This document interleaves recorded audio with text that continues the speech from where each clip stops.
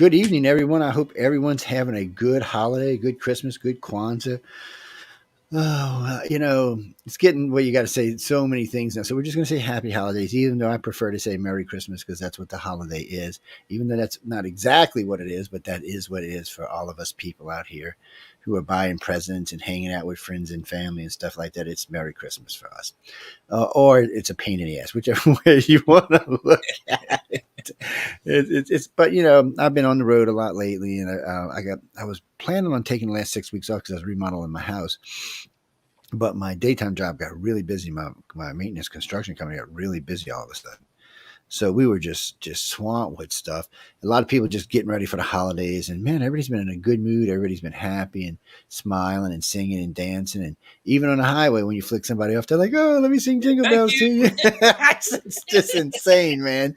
So I mean, so it's good. It's good. I've been pleasantly surprised by that. It's kind of nice to see people, out having fest. And I mean, we're going to talk about a lot of different subjects tonight, and some are harder news than others. But and on the So they set the dates, January 20th. Jay, you'll have to say the name because I always blow the name. It's Balenciaga. Yes. So we're doing a show. All the hosts on the network are invited. We'll see how many actually are going to be there. All the hosts on this show will be there because we'll be basing it out. We're the ones who will actually be talking about it. I've got a good friend of mine, Amelia, has been sending me tons of information. Another friend of mine, Mark, has been sending tons of information. Another friend of mine, Gene's been sending me tons of information. I will probably spend the week before, maybe the 2 weeks before, reading all of that. And I'm reading as I'm going along in case it's something I need to pick up or research on something else. Also on when is it? May 12th, or is it May 14th? It's the second Friday in May. We're going to be doing a Writers of the Special thing on L. Ron Hubbard. So y'all can come check that out. It's going to be a 2-hour, maybe 3-hour show. So have lots of different people on. We're going to be discussing a lot of stuff, the good side, the bad side, the middle side, whatever you may think or not think. Everybody's allowed to come in and express their point of view. I'll have John Goodwin with me. Probably have a couple other people from the family. And just, we want everybody to find out what it's about, what it really is, not what you've heard on NBC or CBS or as far as some crazy person walking down the street. Hear it from the people who are involved in it, hear it from the people who are not involved in it. But all of that's going to be fun. But for now, Emily, Jay, Hello. How y'all doing tonight? So y'all far, good? So good. It's 5 degrees here. 5. Oh, yeah. Oh. With wind chill? What's your wind chill? Wind chill -18. Screw that. I'd see that's why I live in the South, man. I'm just telling you, that's why I live in the South. Yeah, we're negative 26 almost here. Oh, God. Let me check it. I haven't checked it in a couple hours. I think right 25 now. I think right now, just regular temperature, we're 18 degrees. That's now.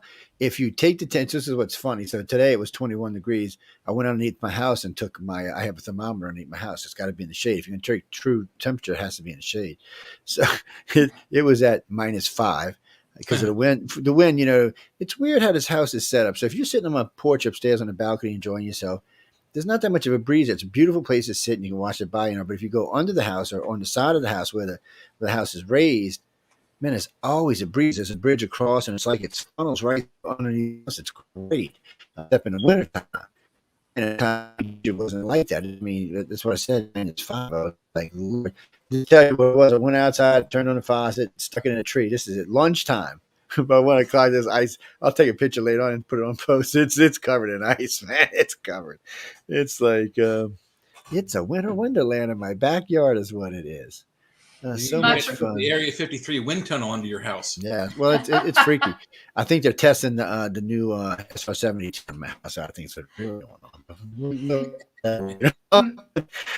But the show on January 20th is going to be, so everybody, get in your calendar, come on, be there because we're going to be there and we're going to be talking around a whole range of stuff from crazy dolls to pedophile dolls to crazy, insane people and a link of things that seem to link these companies together in a long, long, long line of links. And some of the strangest people seem to be tied into these companies. So, but that's not tonight. We'll talk about it on January 20th. We'll probably bump the show to 3 hours because it's just a lot of material to cover. And I know how to host on this network. They're going to all want to get whatever they feel or believe in. I mean, just the dolls alone will probably take an hour. I mean, Yeah. maybe longer than that. It's just nobody's going to be cut short because we want everyone to express their views because this is a lot of stuff that most people are bobbing through life. To put this in perspective, 5 years ago, Stephanie and I did a show on football dolls, we call them. And this was a horrific show. We had people mailing and calling. We broke 5 million listeners. The archive broke almost 4 million. I mean, it was insane how big this show was. I mean, we actually made quite a bit of money off the show, which was not its actual intent. And it was so freaky because here we are 5 years later, and everybody's like, "What? What are you talking about?" I mean, it stuns me because we weren't the only ones talking about it. That somehow the world just forgets. It's almost like y'all been flashed with the flashy thingy. I mean, really, it's hard. It's just it's hard. But anyway, how are y'all? What y'all want to talk about tonight? You've been needing to smack somebody around or something. You got some neighbors you need to smack up on, some kids or something. I mean, we here for that kind of stuff. Stuff like that. Emily, look at Emily's got that smile. I'm just glad to be here finally. I'm feeling good. I'm feeling better. I know. I was getting ready to ask you how you were feeling because I know you sounded rough the other day. Yeah. Yes, Emily was, like many other people in the country, has got the flu. And I'm glad the flu is, 7 or 10 days instead of like COVID that you never know when the end's coming. I mean, I had COVID for 16 days. I'm like, what the hell is this? I asked my doctor. I did. I went and asked because, nobody knew what COVID was yet. And it was in January. And I went and asked my doctor. I said, what the hell? She said, well, Joe, it's not the flu. 16 days. It ain't the flu. Flu stops, 7 to 10 days. I said, well, what the hell I got? She said, I don't know what the hell you got. And she ran all kind of tests and called me 3 days later and said, I still don't know what the hell you had. And then all of a sudden, what was it, in March, we start hearing these sneakers. In February, we start hearing about COVID. I'm like, really? I was like, really? I was pissed. That's all I can say. I was not. I'm just glad to hear that the flu's back from its 2-year vacation. I know you see that. And, that's something we talked about a lot. We got banned on YouTube several times for talking about where's the flu. Yeah. The flu. And I still remember all my friends, well, we wear a mask now, we clean our hands. I said, we do that for COVID, and COVID's still here. And he's like, you're an ass, Joe. I'm like, well, it's true. I mean, it's true. I mean, it was not like I was lying or something. I know when we put the COVID test up on this, we got in so much trouble that CDC was bitching at us. YouTube was banning it and putting it back, banning it, because all we did was, being a contractor, and we wear a certain kind of mask when we do work that are take out very fine particles. So COVID was like mil 5. It's not all, it's a particle that can get through any mask, even into you. The only thing that's going to stop COVID, like respirators we wear for when we're standing, like that would be huge compared to that. But the regular mask they were talking, so we said, okay, not going to argue that. We took 2 masks and then 10 masks, put them on, got in a room, and what we did is we colored the air. So we had people in line, and we just colored the air. So they're breathing, doing their normal thing. And so you can see when they move, because some of the air was hotter, so you'd see the color changes and it go above their head and would just sit there. And then the next person would come up, and then the air would go back down on top of their head. And so anyway, when the test was over, we asked them to remove their mask. There was just color everywhere. All right here was colored and covered. So all that just means is if there was COVID there, you just got it. It was useless, and we got in so much trouble for that. And so, the guys, and they're screaming at me in newspaper. I said, you do know I'm OSHA certified, right? And he's like, well, wait a minute. I said, no, dude, I'm OSHA certified. Don't give me no bullshit. I know what kind of particles they are. I said, I had to know for OSHA because it's the kind of work we do. I said, because we're around lead paint and stuff like that, we have to know what the milliseconds are. I mean, the mils are. And then they got all like, well, maybe we'll put your thing back up, but you really don't need to be talking about this.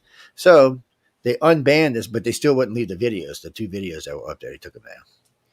They were too good. I mean, one of them we used yellow. It was just everywhere. Go ahead, Jay. I'm sorry. Even without that kind of testing, they were saying, and it was a doctor, and I don't think he was with the CDC. He might have been with them at some point, but they were saying if you go into a store and you can smell the fish at the meat counter, COVID can get through the mask. Yep.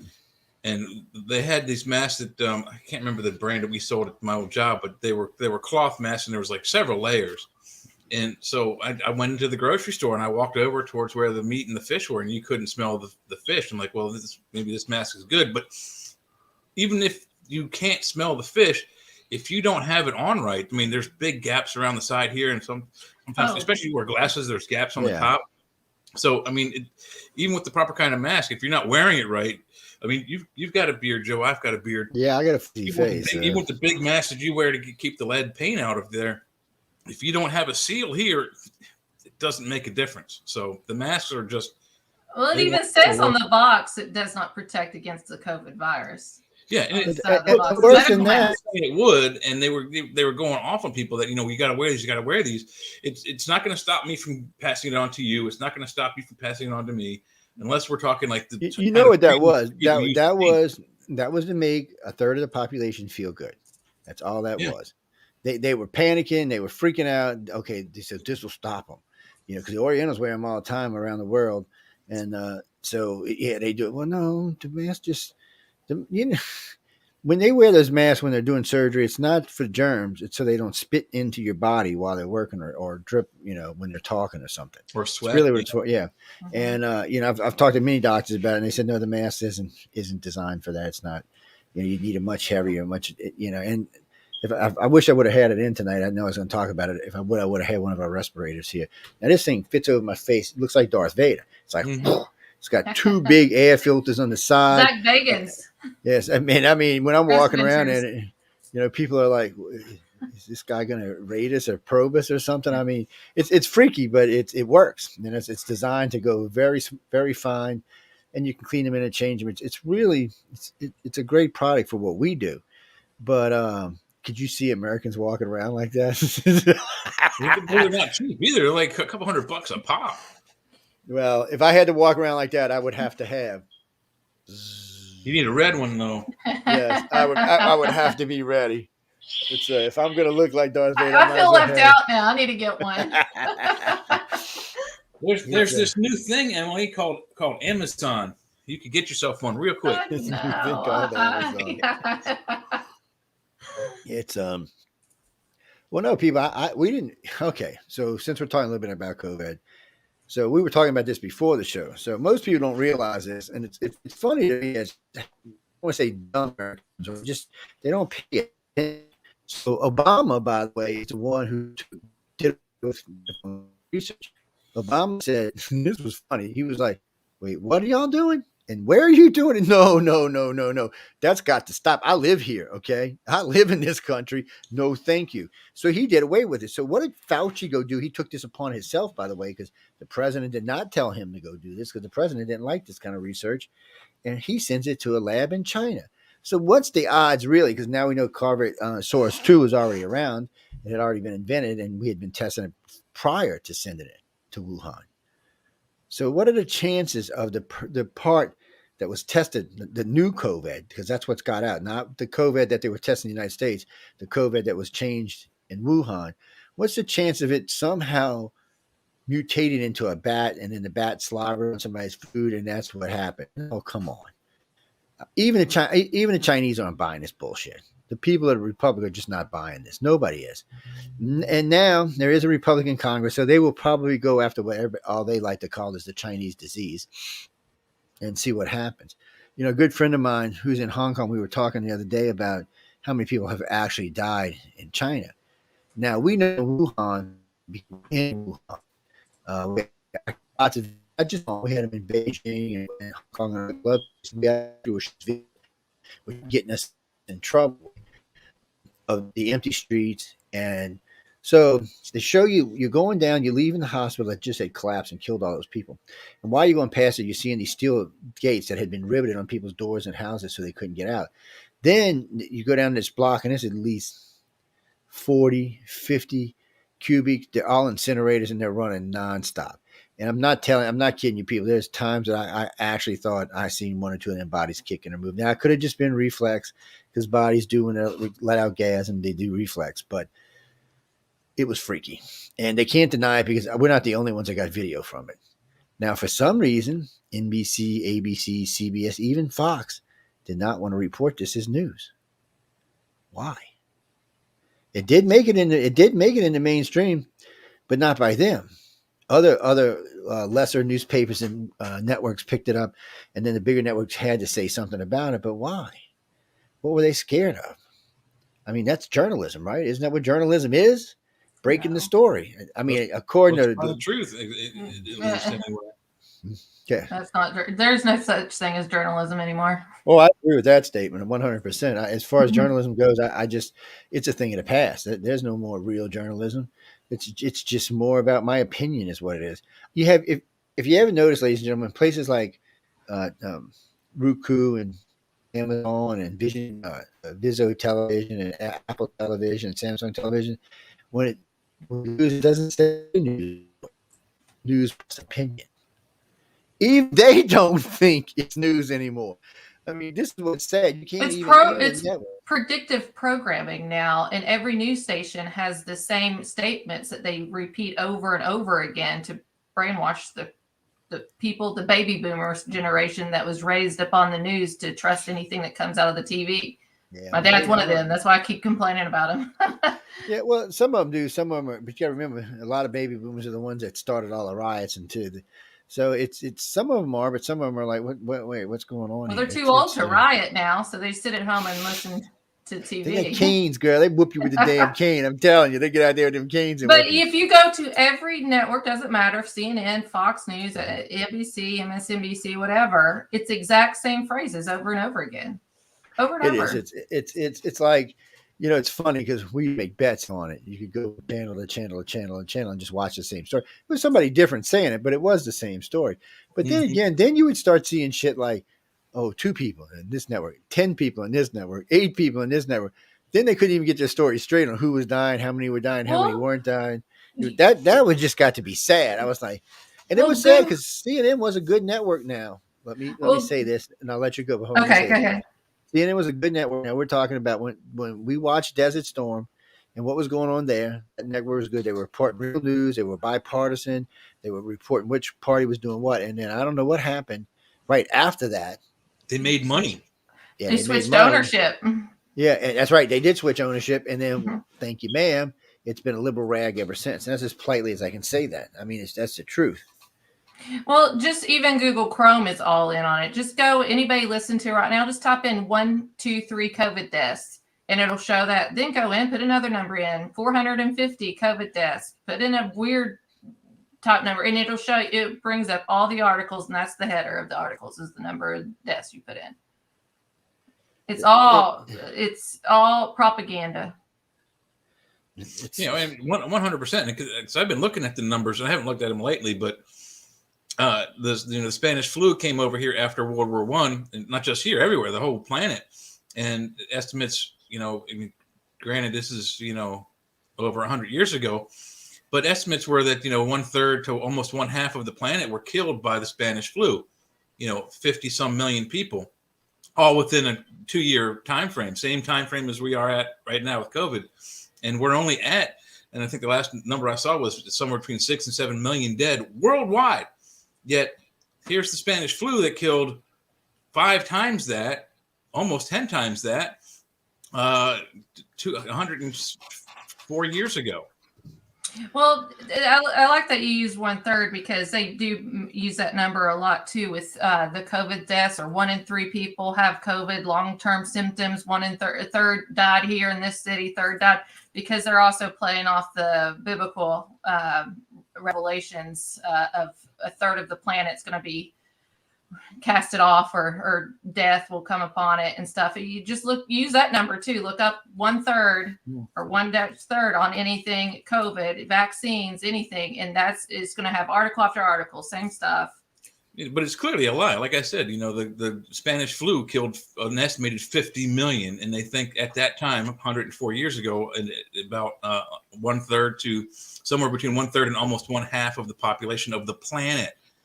And we're at 7 million out of a planet that's filled with up to 7 billion.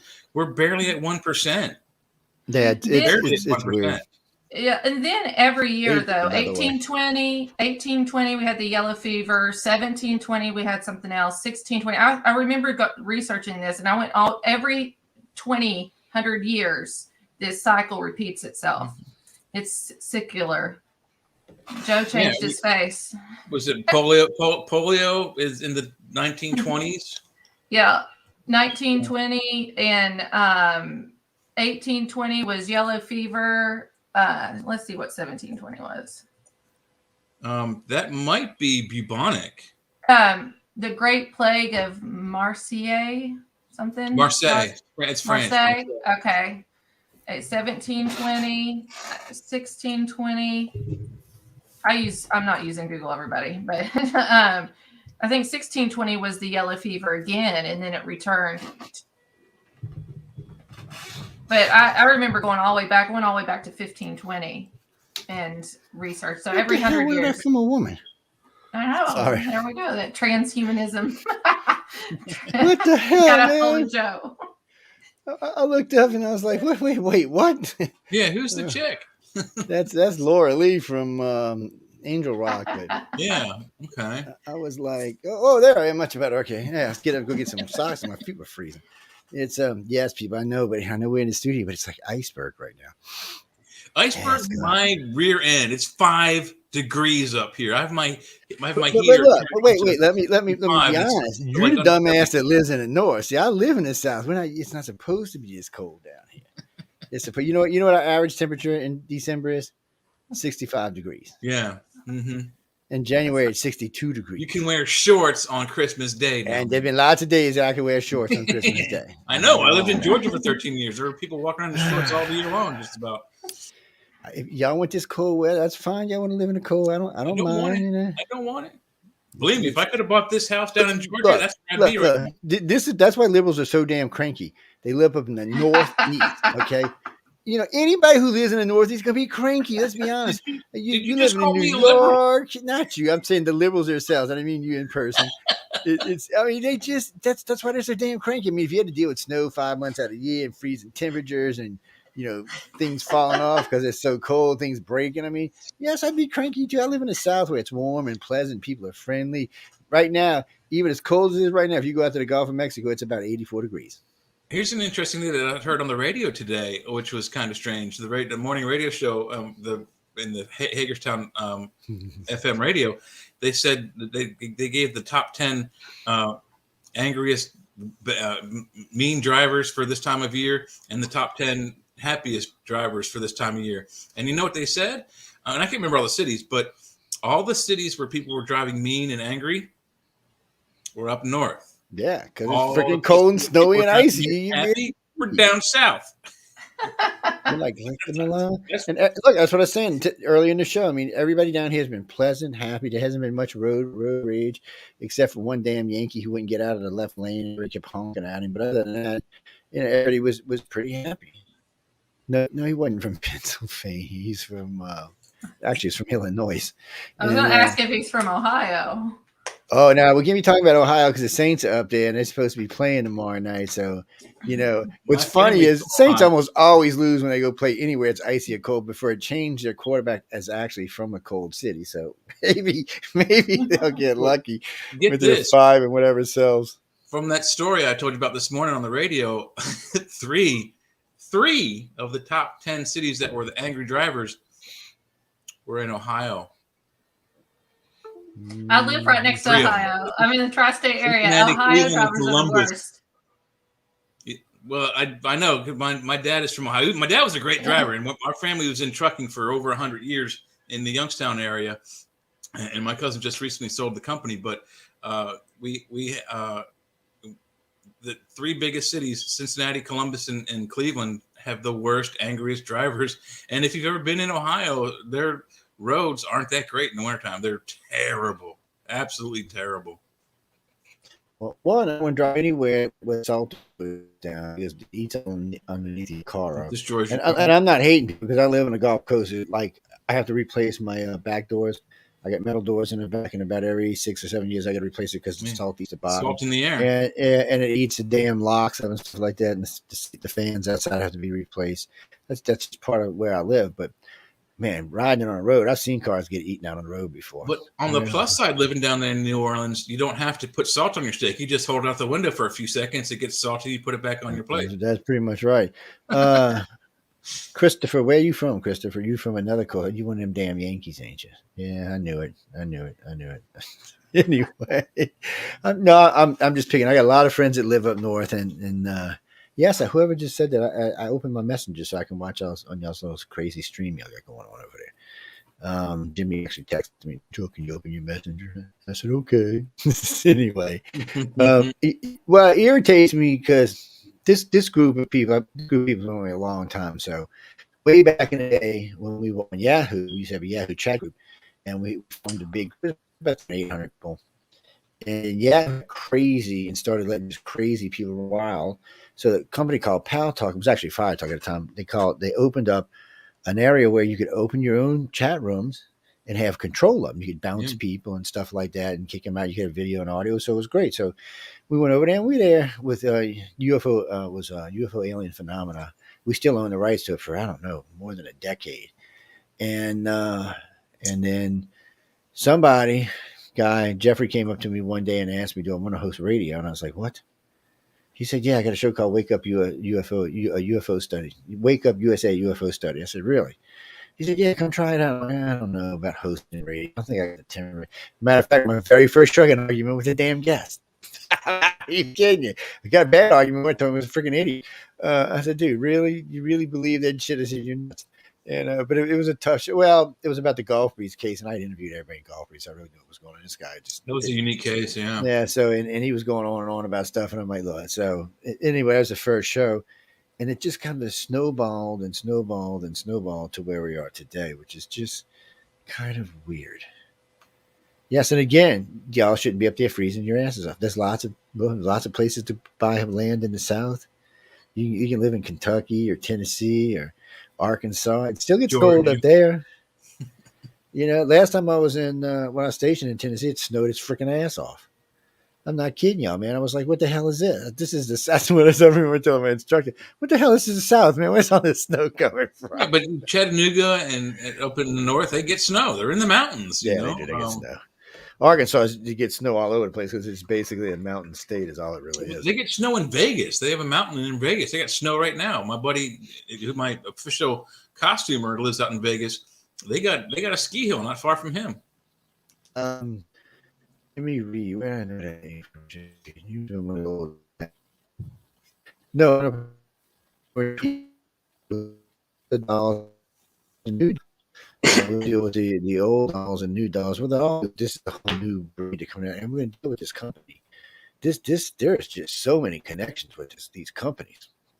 It's like when they started sending me from the Balenciaga, like how do you say it, Jay? Say it again. Balenciaga.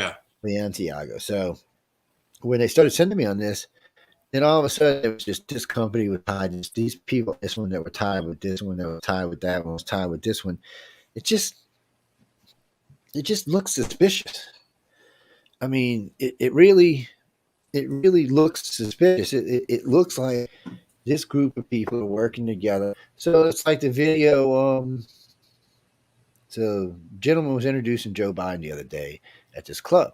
So the guy walks in. The first thing he does is he does this and across there, and then he does this off to the side and down. Oh, I saw so so first off, is it real? Is it real? Is it real? And then it seems like it is. Well, what is that? Who is that part of? The Masons. Actually, it's part of two different groups. If you want to get technical about it, it's So, are they real? Are they not real? There have been things, and if you ever look at how DC was laid out by the Masons, it's. All I can tell you, people, is pay attention. And next time you're flying over DC at a DC, not just the Masons, a French Mason. What's that guy's name? His name's all over the town. It is. If you look at DC from the top, it's kind of laid out like with a modern eye, you would think it's laid out like a baseball field. Yeah, it's a compass and right angle, compass and triangle. So even building the city, don't think the people who are there don't know, because you do have a lot of groups out there. We do know that the Masons still exist. We do know the Skull and Bones still exist. I mean, George Bush was a Skull and Bones. Actually, 3 of our presidents were. 11 members of his administration were Skull and Bones. Yeah. So I mean, the more you look into this, and then we don't forget we had Darth Cheney. If Darth Cheney wasn't like the leader of some I don't even want to talk about it, because he got the nickname Darth Cheney because we watched this guy. First, he's having a heart attack. He's back at work. Has a heart attack. He's back at work. Gets his heart transplanted and goes back to work. I'm like, you got to be shitting me, man. That's why I started calling him Darth Cheney, because it reminded me of Darth Vader. I was like, and he was scary. I wouldn't have screwed with him. he said we were coming for you. Shit, can't smell how he meant we coming for you. It's strange, and I was talking with I see what Emily just posted. I was talking with some of my friends earlier about that electricity popping on and off all around the country. I mean, ice is a bitch for electricity. It's a strange thing. It pulls power lines down. Well, the Masons have been around a long time, guys. The Skull and Bones have long been around a long time. Masons have been around a long, Skull and Bones, but still, they all been around. Oh, there's more than that. No, that's not just the only two. That's what keeps me safe. It always cracks me up about this. If there was only two groups, they could come split up, but there's not. Probably 5, maybe 7, depending on the Bilderbergs, who else you want to believe in. There's at least 7. So their problem is they don't all get along. If they all got along, we humans would be totally screwed. We'd already be stamped, and put away. We'd be just little minions doing whatever we were told, probably getting stuff in our food every day and in our air, and we'd all be like, ooh. We love the government, even though we probably wouldn't have anything. So that's our saving grace. If a chance figures either all or take them all out, then we're screwed. Even though there's 8 billion of us, we're still screwed. Mm-hmm. We don't control anything. We can control it, but we won't control it. In America, we could control everything. We just won't. I mean, you just look at the last election. People are lazy. Yeah, they are. That's the truth. And brainwashed. So, they are brainwashed. No, they are brainwashed. I'm kind of anti, mail-in voting. I'm a big anti. And the reason why is, first, it's your duty, people. You should get your ass out there and vote. So my thing is, if you're crippled, or if you're a veteran, or if you're overseas, or if you're working in the military, yes, mail-in voting's fine. That's maybe 1 million people. All these other, we're getting these millions and people. Mail-in voting is so easy to cheat. It's not even funny. Almost every election is going to have some kind of massive cheating in it. No, they're not going to know because they're never going to count. They're never going to try to find out. Mark, they're never going to try to find out. Well, come on. The Democrats are in control. You really think they're going to go, oh, well, guess what? We cheated. Get a break. Come on, man. You're smoking the good shit. Well, we're going to see what's going to happen with Carrie Lake. Oh, yeah, I did. Bring me up on that because I've seen it today, but I didn't have a chance to read the whole story. I only got alerts today, so I haven't got a chance to read it either. But I know they started the trial, the hearings or whatever. What was it, Wednesday? Yeah, because they were talking something about her chances of getting in or something. And Katie Hobbs was threatening people to if they don't certify the election for her. She was threatening with the rest. I think that one of the problems that Katie had something to do with the voting, that she could certify her own votes or something. Yeah, she didn't recuse herself. Yeah, which she should have done. I mean, so right there, that should have been enough. I mean, look, ladies and gentlemen, I don't know either woman. I'm not a fan of either one. I always get confused if it was the governor or the Senate they were running for. Because, all right, I live in Louisiana and Mississippi. I'm in 2 states. I got dual citizenship in both states. Mississippi is considered the worst state in the union to live in. That tells you how dumb Americans really are. Now, if you live in the middle of the state higher, it probably is the worst place to live. But where I live, no. Gulf South is great. We got anything you could possibly want down here. And New Orleans, all I can say is New Orleans is a great city. But by saying that, it's also a piece of shit. It's like New York. New York is a great city, but it's also a piece of shit. And there's no other way to explain it because that's what it is. You have to have gone there. Yeah. So if you're in the French Quarter, if you're a tourist and you go to the Vieux-Carré, which is the French Quarter, and you stay in the uptown area, which is, around St. Charles or down by Frenchmen and stuff like that, these are great places, great clubs, great stuff to do. You're pretty safe. You got to watch for pickpockets. But if you go outside those areas and you do not know where you are, odds are you're going to get mugged, raped, and killed. Yeah, see, New Orleans don't like people killing tourists. Big deal when somebody does. But still, the city's not safe for people who don't know where they're at. DC's the same way. DC's got some really, really great places, but if you don't know where to go, you're going to get yourself mugged, shot, or killed. Yeah, it's dangerous. LA's the same way. New York's the same way. And you know what? While we're on that, a little segue real quick. So, California is bleeding. And so is New York. They are just bleeding people left and right. I got to say, though, this has been a weird thing for me because usually when you see a state bleed, they take their politics with them. Well, a lot of the California people went to Austin, Texas, which is very good. But now it's kind of rare because a lot of guys came in and changed the way they voted. They realized the way they voted was not the right way to vote. Now, they're not becoming Republicans, they're becoming independents. But they realized, just like Cena and Tulsi Gabbard and them, realized that the Democrats are not the safe way to go. So they're willing to change. So we're seeing that change. That's why in New York now, even though Trump didn't win it last time and the guy didn't win the governor's race, the House is red. It's just like I don't trust Tulsi and anybody with the World Economic Forum by any means. And then I think we need to eliminate the two-party system altogether. Oh, well, we can do one of two things. We can eliminate it altogether, or we can put a midterm. What it really should have is there should be some type of mid system, a centralist system. There should be the people from on both sides that are in the center should work together. And the way it should work is the right and the left should only be 20% each or 25% each, meaning that they can't ever get anything done without the center helping them. Then you have a union. That's never going to work. Well, it worked great, actually. It's like me going to family court with my ex-husband and co-parenting. No, it's not like that because the two parties are so radically different that you would have to have the center. And a lot of times the center is not going to follow because right now the center doesn't follow. They want to lead. There's just not enough of them. There's too much money in the red and blue. That's the real problem. The center can't get that kind of money. FTX. There's another problem too, Joe. Like when I moved here to Pennsylvania, I go to the Pennsylvania DMV to get my license changed over, and most of DMVs you can register to vote. So I'm at the end of the line getting my picture taken for my photo for my license and deciding all this other stuff. And the guy's like, "Do you want to register to vote?" I'm like, "Hell yeah!" Vote's coming up. I want to get in there.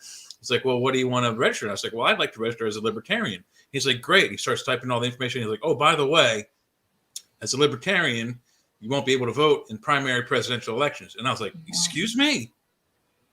He's like, "Yeah, you have to be Republican or you have to be Democrat. There's no middle ground." I don't know how it is in other states, but in Maryland, I could be libertarian. And vote here, independents. Yeah, you can go red and blue and independent. It is illegal, actually, but you have to take it all the way to the Supreme Court. But here it's red, blue, and why it's legal here. I'll bet you it's the same in Virginia. It's red, blue, and independent here, but nobody else gets to say because they don't consider them real parties. Mm-hmm. But there is a new party starting, and they do have a lot. It's not going to be successful. It's got a lot of money behind it. So if the money stays flowing, if there's a lot of money, it's just as corrupt. Oh yeah, just as corrupt. I can deal with the corruption. That's not the worst part of politics. Even with corruption, they still need the people. Yeah. Well, the worst part of corruption is politics. And look what we're dealing with right now.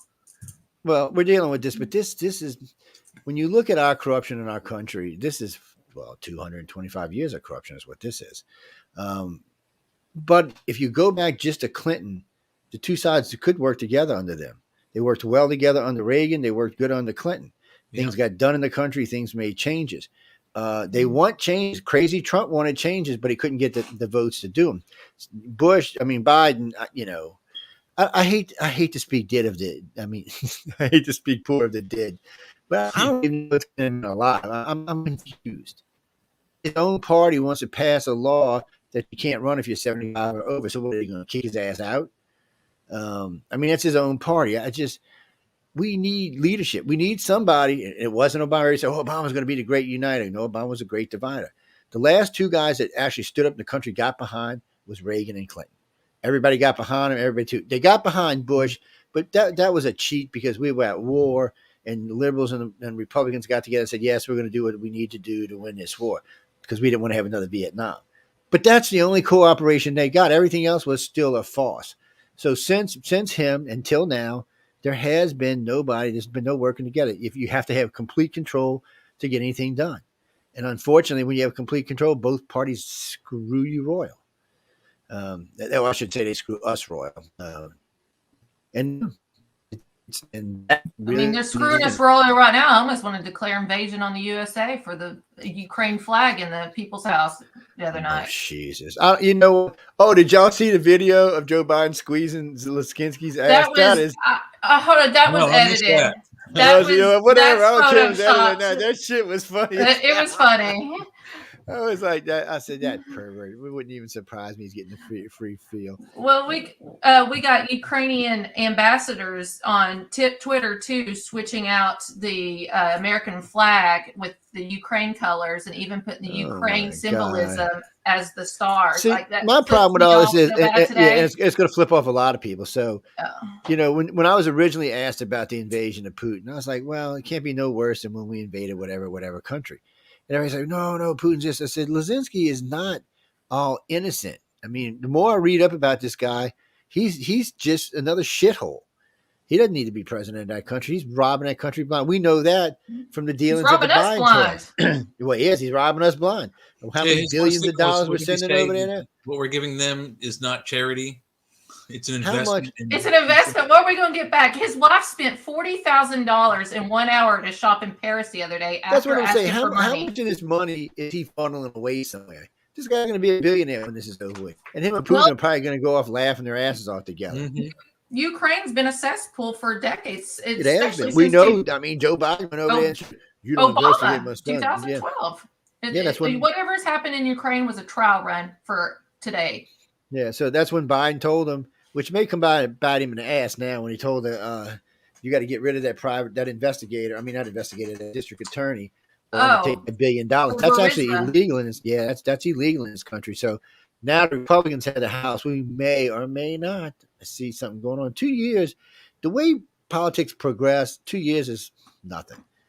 A normal investigation, you get a lot of shit done in 2 years. When it comes to the senators and all, they just, unless it's something that's personally affecting them, they're just whatever. But what's bothering me more than us giving Ukraine money and weapons, we're not replenishing ours. I don't even understand that. We haven't replenished our fuel reserves, which is getting insane. We're also only giving them the old systems. I mean, the Patriot systems, and Well, they ain't getting the Patriot system because we actually modernized it. They ain't getting there. I told them it'll be a long time before they see that because that can reach deep into Russia. They're like, no. And the system we gave them, that Halon or whatever it's called, that's actually a very advanced system. So what we did is we changed it to where it can only reach the border and no further. We had to make sure because, if they start lobbing missiles in the middle of Russia from something we gave them, the Russians might get a little pissed off. But how does that work? If they move that weapon to the border, you're right. It can go beyond, but they got to get it there. And right now, the Russians have those areas. See, that's what the Americans are counting on, that the Russians are staying there. And are we going to retrieve these weapons when this war is over? And what happens if Russia wins and gets hold of all this system? These weapons are showing up in the Congo now. All the stuff that's going down in the Congo, our weapons are showing up. It doesn't surprise me. We have put so many weapons around this planet that all our politicians will burn in hell. The hell of 1,000 skins, whatever. We have financed and armed every weapon or every enemy that we've attacked and or been attacked by since Vietnam. I mean, we put Saddam in power and gave him his damn weapons. Then say, you want to buy some Russia? That's cool too. And then we're gonna go over there and kill him. I'm like, oh Jesus! Gaddafi. Name a guy that we've taken out. We armed the guy. We gave him the ammunition. All these people that have in common, including Putin, is that they were getting rid of the U.S. dollar. So they were going back to the gold standard, and that's when all this stuff went to hell in a basket. And that's when we started. And in Libya, the Clintons were getting caught doing illegal weapon trades over there. So, they're not the only ones. There's a couple of them got caught down there. We had the Grenada incident when the Great Invasion.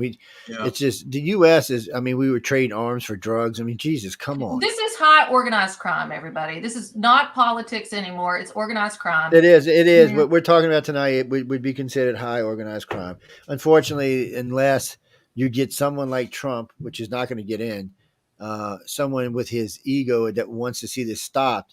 It's never going to stop. It's not ever going to happen. Yeah, and it won't. Even if Trump were able to start it, he would be assassinated by these powers. Yeah. His problem is the Democrats have laid so many charges against him, so many allegations, they'll never be cleared by 2024. So he's out. And right now, DeSantis we'll see what happens to Biden. DeSantis is polling way ahead of Trump, though. That's the problem. What's only scaring me is if DeSantis is polling 10 points ahead of Trump and he's going to win, and Trump decides to run as an independent, we're giving it right back to Biden. He could, yeah. Oh, that's what they're doing. If he declares that he's going to run for presidency, DeSantis, they're splitting, they're dividing and conquering the MAGA movement, and that's what they're doing. And the Democrats will win again. Yeah, they'll win again because if Trump, his ego won't let him not run, so he'll have to run. So I mean, I don't know. He really loves the country. He seems like he loves our country. So maybe he'll stand back and let it go. I mean, DeSantis is a good governor. I mean, I don't know what kind of president he's going to be. He's a good governor though. And he does care about the country. He does care about the people to an extent. You know, what happens to these politicians, a lot of them start out good. A lot of them really care. There's a couple of senators I met in Louisiana that really cared about the state, and they wanted to see change. They wanted to get the crime out, and they did a good job getting a lot out, and they put a lot of people in jail. But eventually, even they get tainted. Well, DeSantis, if you follow the money with DeSantis, the same organized groups that funded Obama are funding DeSantis. There's something not right, and I don't know if he's really that popular outside of Florida. It's well, in the country, he's polling at 86% right now, so he's pretty popular. He's popular among Democrats. That's what's freaking everybody out. That's a red flag. No, actually, like Mitch McConnell's popular with Democrats too. Yeah, it's for a reason. But every now and then you'll get a Republican that Democrats do like. I mean, because they are really looking out for the best. It's a rhino. But no, these aren't like Reagan. Well, you couldn't call Reagan a rhino. I think Mitt Romney might run again. He is, but he's going to lose. Did he say it? He said. Well, he's thinking about it. He said if he does, he's going to win, but he's going to lose. He couldn't beat DeSantis. Right now, nobody could beat DeSantis. Nobody on the Republican side, nobody on the Democrat side could beat him. He's now. This is 2 years away. Anything can happen between now and then. His wife could die of cancer. He might just say, "Screw all y'all." Somebody else might make it known. They're trying to get Newsom to run, but nobody likes Newsom. I mean, come on. California's losing 200,000 people a year since Newsom's taken over. No, nobody wants him to be president. And even the Democrats don't want him to be president. They talk about Kamala. Jesus, anybody could be Kamala. I could run and beat Kamala. Well, we got Joe Biden having the most votes ever in presidential campaign without beating Obama and Clinton. Come on now. This is what killed me about the whole election thing was when I went to bed, Trump was just murderizing. I mean, it was 1 o'clock in the morning. We'd been working the election all night. He was murderizing. So Trump pulled the largest vote in any Republican history, the largest vote of any Republican history, and votes period in Republican history. And here comes Biden, and got one of the lowest black votes and one of the lowest Hispanic votes, but still somehow pulled out a 4 million vote lead. You got to wonder about that. You just got to wonder. I mean, but I blame Trump for this, not Biden. Because Trump said for a whole year, they're going to cheat, they're going to cheat, they're going to cheat. Well, you know what? Your ass should have made sure you had people in every precinct so they couldn't. That falls on him. That tells me he ain't as smart as he thought he was. No, he did have people in those precincts. No, actually he didn't. We found out after the election there was places where there was only an independent and a Democrat. We also found out in Pennsylvania on 2 different occasions. So the first That's one what I'm talking about is Philadelphia. Because I'm the majority inspector friend. Yeah, so the very first one happened. They said there was a major pipe incident where there was a blowout. And so everybody left. And then 2 hours later, the Democrats came back and pulled up with some boxes of ballots they came in with. So no Republican went back. That falls on them. They should have had somebody standing there watching that the whole time. What it actually turned out to be was a toilet got clogged up and overflowed. So Trump lost how many ever votes because his person didn't go back. And that's happened in 2 different precincts. It was definitely a cheat. But because they didn't go back and check, because all they had to do was walk in and count, and all they saw was Democrats in those boxes. That was it. They had them. That was done. It was over with. They would throw all them votes out, regardless how many people were legal or not. They would have thrown them all out. But they didn't go back and check. That falls smackly on his ass. He should have. And it's not the only place. There's several other places where Republicans just left before the count was over. So were these people being paid off or something else was going on? But that falls on them. I mean, that he spent a year talking about they're going to try to cheat. They're going to try to cheat. Well, you know what? We know they were going to try to cheat. You should make sure they're not going to cheat. You should have really made sure you had big people in right places all the time. And sometimes I think his ego gets the best of him. Even though I love him, I think his ego gets the best of him sometimes. Too much of that television show. Yeah. But I mean, he's got a lot to brag about. I mean, he had a 3.3 GP. He had lowest black unemployment in the history of the country, lowest Hispanic history in the country, close to the lowest white in the history of the country. I mean, the country was running smooth. Our enemies were at bay, and everything he predicted that was going to happen if he wasn't president happened. So he's got a platform to run on, but I don't know. First off, the media is going to just nonstop. You're going to hear, the Jan 6 thing, and he should go to jail. Jan 6 thing, he should go to jail. Until he's clear to that, he can't be president. He can run. He can even win. He's got to be clear. He's not going to get the votes as long as it's hanging over his head. It's not Hillary Twitter Clinton. files is clearly showing the corruption behind all that. Yeah, there's tons of it. There's tons of it, but the problem is liberals aren't going to get it. It's not going to be on NBC, ABC, CBS. They're not going to see it. So half the country is just not watching that. I thought CNN's bankrupting. They are still watching that people stuff. Are still watching it. People and NBC's huge, and they're not as big as Fox, but they're huge. People watching. There's a third of the country probably watches NBC. So yeah, and it's Ziegler's. It's I don't know. I got rid of the news when Obama got his second term, so I haven't watched any. Now I didn't even know who Carl Tuckerson was until 2 years ago, and then I just follow him on Instagram and Facebook and see his clips. But he's and Fox had the top 13 shows. They clearly are whooping everybody's ass, and clearly they got more people watching. But clearly those people aren't going out and voting. Because if they would have went out and voted in this midterm, it would have been a landslide. But they didn't. They stayed their asses home and did whatever. They kept hearing. And I told this to people a long time ago. This has been going on for 4 years, but it's longer than that. When you start hearing the polls saying, it's going to be it's not. They don't go vote. You start thinking, there's plenty of people going to vote. I don't need to go out and vote. And a lot of people are thinking that way, and they don't go vote. And you could clearly see this in this last election. They just didn't go out and vote. I mean, we won the houses in a lot of places, but we lost them in a lot of places too. Yeah, they lost 2 governors, and 2 senator seats, all because what? And they barely took the House. But the thing about this is, if you go back to the last election, the Democrats barely took the House with 7 seats. The same thing the Republicans did, and the House and the Senate's been a flip, at 50, 51 votes now, either side for 10 years. The country is polarized big time. And right now it's the independents that's making a decision because the Republicans or the Democrats aren't coming. I mean, what was it? 33% of registered voters for either party came out and voted. It's depressing, actually. Wait, what is this? Who just sent me this? Carrie Lake? What about Carrie Lake? I don't know. You have to bring me up to speed on it. I have no idea. Yeah, I'm marginally involved in that. I've got her up on here on Google, but I haven't really been able to look at her much. But apparently, there's some. They definitely got the trial going. About fraud on her trial, or not trial, her campaign, corruption. I haven't read anything today. I was looking up that omnibus bill that people were talking about because there's funds for Pelosi Foundation in that omnibus bill, like millions of dollars for Pelosi.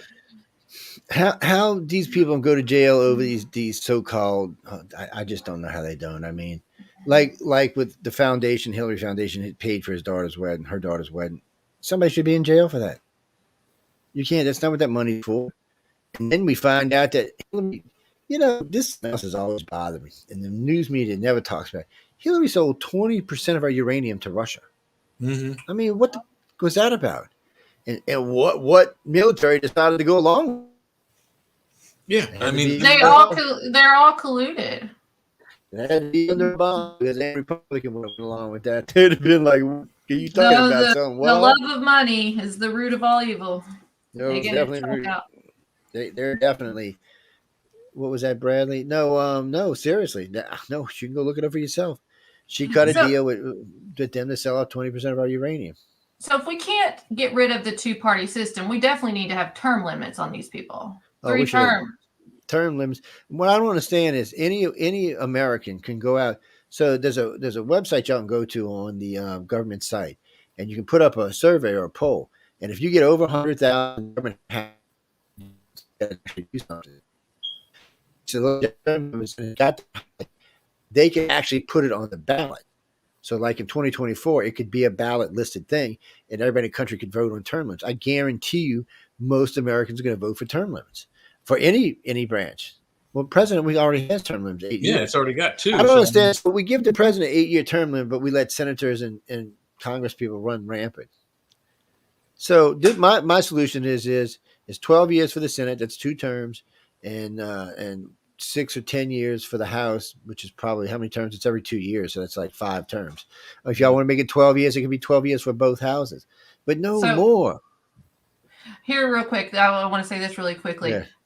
In this omnibus bill, 3.6 million is going to Michelle Obama Trail, located in Georgia. Also, a chunk of its portion of this omnibus bill is going to go to the Ukraine Independence Park. That's going to be in D.C. I'm telling you, we're under invasion, and everybody's sitting here.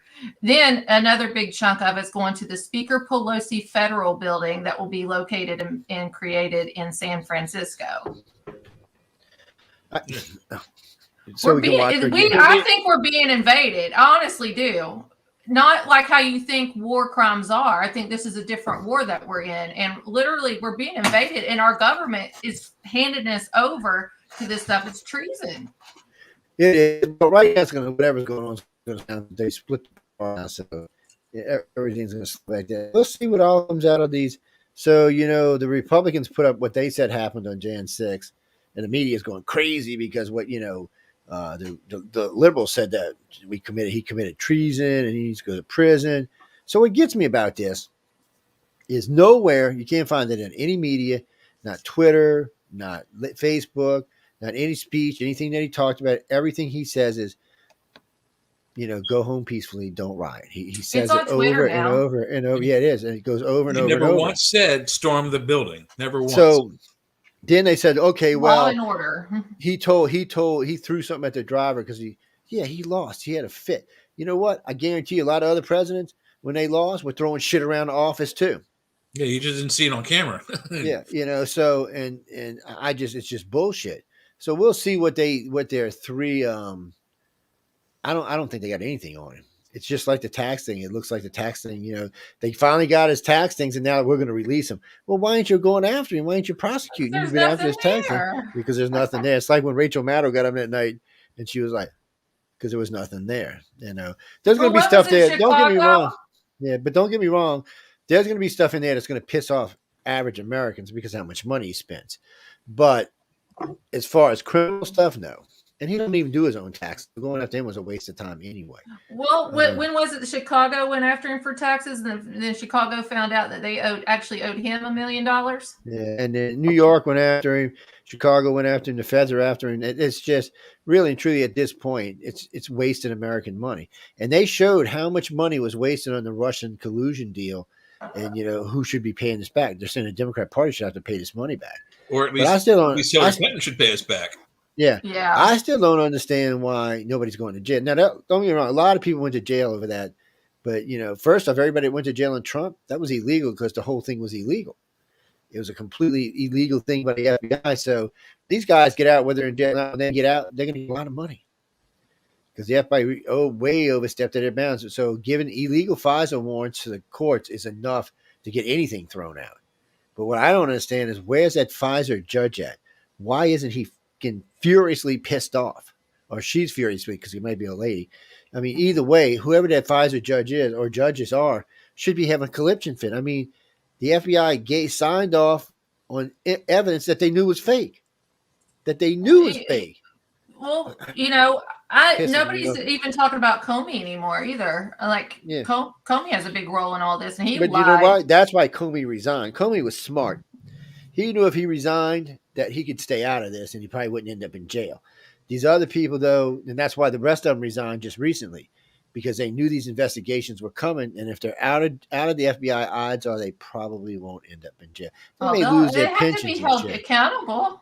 It's if they go through the court, but how are you going to hold accountable? The judicial system is a mess too.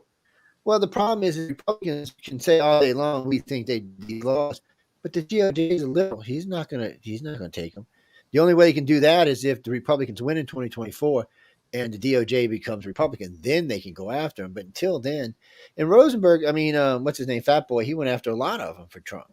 And a lot of people went to jail, but still, and liberals didn't want to talk about it because, a lot of liberals went to jail.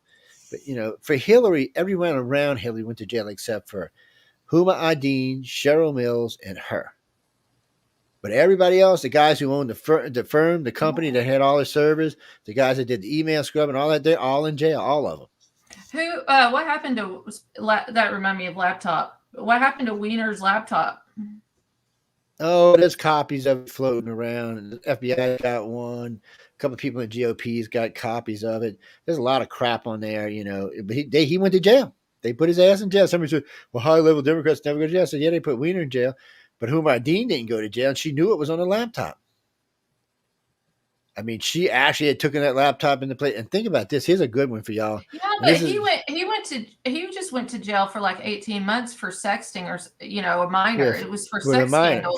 For sex scandal. But the laptop had been taken in by the FBI and eventually was given back to Huma Abedin. And by the way, ladies and gentlemen, Huma Abedin is Wiener's wife, if y'all don't know what we're talking about. Was it really given? I thought they still had it. No, they copied the hard drive and gave it back to her because it had other materials on it. They may have actually scrubbed the material off of the laptop and then gave it back to her. Usually they don't keep your materials because they can download it. They don't have to have the physical laptop anymore. And like the stuff on Biden's son's laptop, several people have copies of it because the guy in the store was smart and made a copy of it and gave it to people.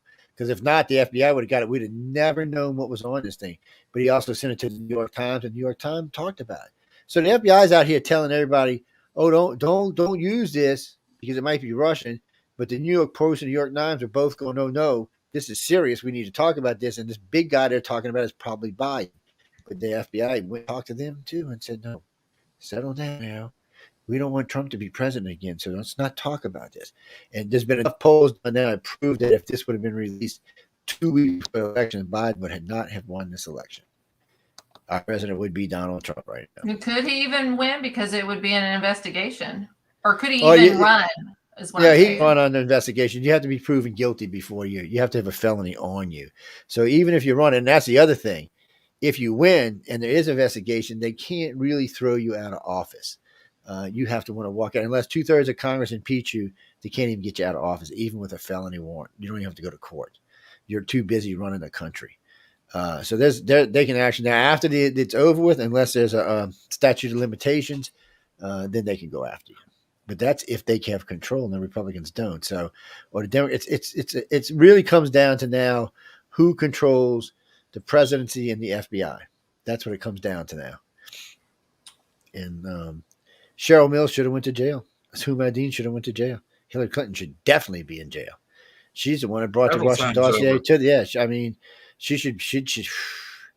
That woman's insanely guilty, and she should be in jail. I mean, just the Whitewater thing from the. No, let's not hate on Bill. Bill was okay. He was okay. He let Hillary do everything. Who do you think was the boss in the family? Now, he ran the country. Hillary didn't run the country, I can tell you that much. But he was the boss. I mean, she was the boss. He wasn't the boss. She still is the boss. So let's talk about something on a nonsensical kind of stupid thing. So the NBC puts out this news clip a couple of weeks ago of Paul Pelosi and Paul Pelosi's lover and the maid. Okay, so the original story was it was 2 naked men running around the house, and the maid called it in because she didn't know what was going on. Okay, so when they got there, the glass had definitely been broken from the inside out, like somebody threw something, maybe missed somebody. It was outside. The guys were both naked. This is what the report said. NBC reported directly from the police officer. Not even, and it hit the internet and it stayed up. Not even 2 hours, maybe 3 hours later, it was pulled, and it was pulled on the entire internet. So first off, you got to have pretty big power to do that. That's just not. That's not Joe calling up and say, "Hey, you don't have any power to do that." Yeah, so what happened was Nancy called and said, "You better get this story off immediately, or there's going to be hell to pay." George Soros. And they freaked out, and off it came. So everybody else reported the article as the 2 men were there. So y'all do know the supposable breaking guy did not go to jail, right? He's not in jail. He's not nothing's going on with him. As far as I know, he's running around free. And trying to get real information from the police in this story is like pulling freaking teeth. They don't want to talk about it. They don't want to talk about it. So basically, what we found out is Nancy Pelosi's husband has a gay lover. Well, I don't blame him.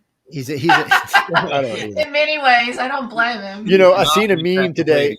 It was great. It showed Bill Clinton's got this really funky face, like, oh my God, like it's the end of the world. And they said, what's that face about? And he said, well, here's Donald Trump. We're the same age. And he's got Melania, and I've got Hillary. I mean, well, you know, you had a lot of people along the way. You should have just divorced the crazy bitch is what should have happened. And she they won't divorce if they stay together, so they don't testify against each other. Yeah, and they're never going to divorce. That's never going to happen. Now they got their kid wrapped up in this shit. She won't run for office, though. They've asked her a couple of times. She's, I don't want to be a politician. She's seen so much of the nasty side that she just doesn't want to. She lived through it as a teenager. Yeah. Now maybe her Jewish husband might. I don't know. Maybe he will. But it's it's hard for Jews to run because there has to be a separation of church and state to run for politics. You have to be able to separate religion from your politics. Well, Jews can't do that. So, they have their holy days. They have to go to church. They have to do certain things every day. And they have to do this on Saturdays. And if they don't, then, basically breaking with their faith.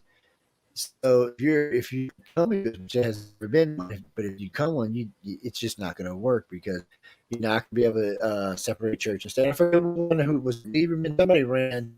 And one of the first things they said, well, you got to do this every day, Saturday. You do this every day. President,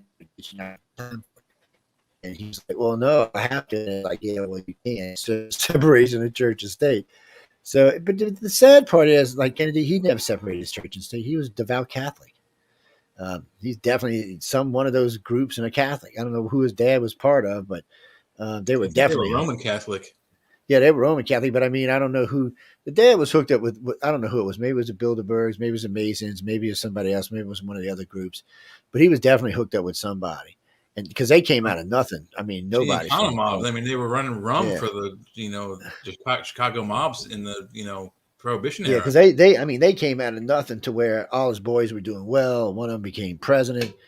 One of the other ones who got killed would have probably been president, and here comes Bobby would have been president too if he wouldn't have got killed. So yeah, I mean, he has three different. He was running for president, wasn't he? Yeah, well, he was running for president. Yeah, the other one got killed in the war, but that was the first brother that was going to run before JFK was going to run. So everyone in that family would have been a president if fate would have been nice to him. And look at Kennedy. What was it? Teddy Kennedy. He would have tried to run, but then he killed that girl in that drunken accident, and that pretty much ended his career. Be a senator. Yeah, so he all he could be was a senator. He was never going to be a president. So, did you all read any of the JFK files that were released the other day? No. I did. I read a lot of it, and I confirmed, in my opinion, it definitely tells you that the CIA killed JFK, and then Robert Kennedy Jr. Posted on Twitter, and he confirmed it. Well, he's like, we can officially say. I'll tell you who actually killed Kennedy. The FBI was a part of it, but they didn't actually kill him.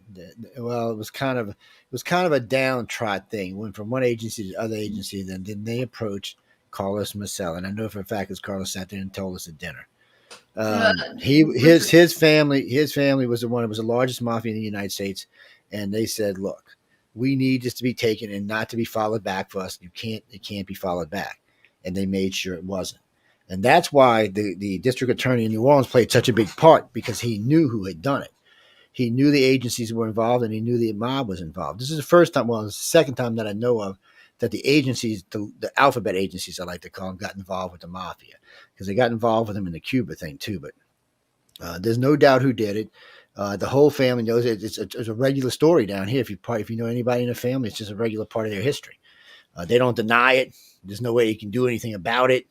And they talk about it in a great deal. They talk about the people involved, there are three shooters that were actually there. They even talk about the locations where they were. They're very specific. They released a lot of documents on Lee Harvey Oswald, indicating too that they just used him as an scapegoat. Or there's a great picture of Lee Harvey Oswald on the sidewalk in front of the front door steps to the book depository building, and JFK is right in front of him. There's no way that a mediocre shooter ran up those stairs, ran up 6 flights of stairs to that sniper's nest, and then cooked off 3.5, 4 rounds in 11 seconds and getting a headshot. Now, did you also hear about that there was a CIA agent on the presidential detail? Yeah, well, I think he's the one that scored the headshot. They with an M16. Nah, that wasn't an M16 shot. I can tell you that now.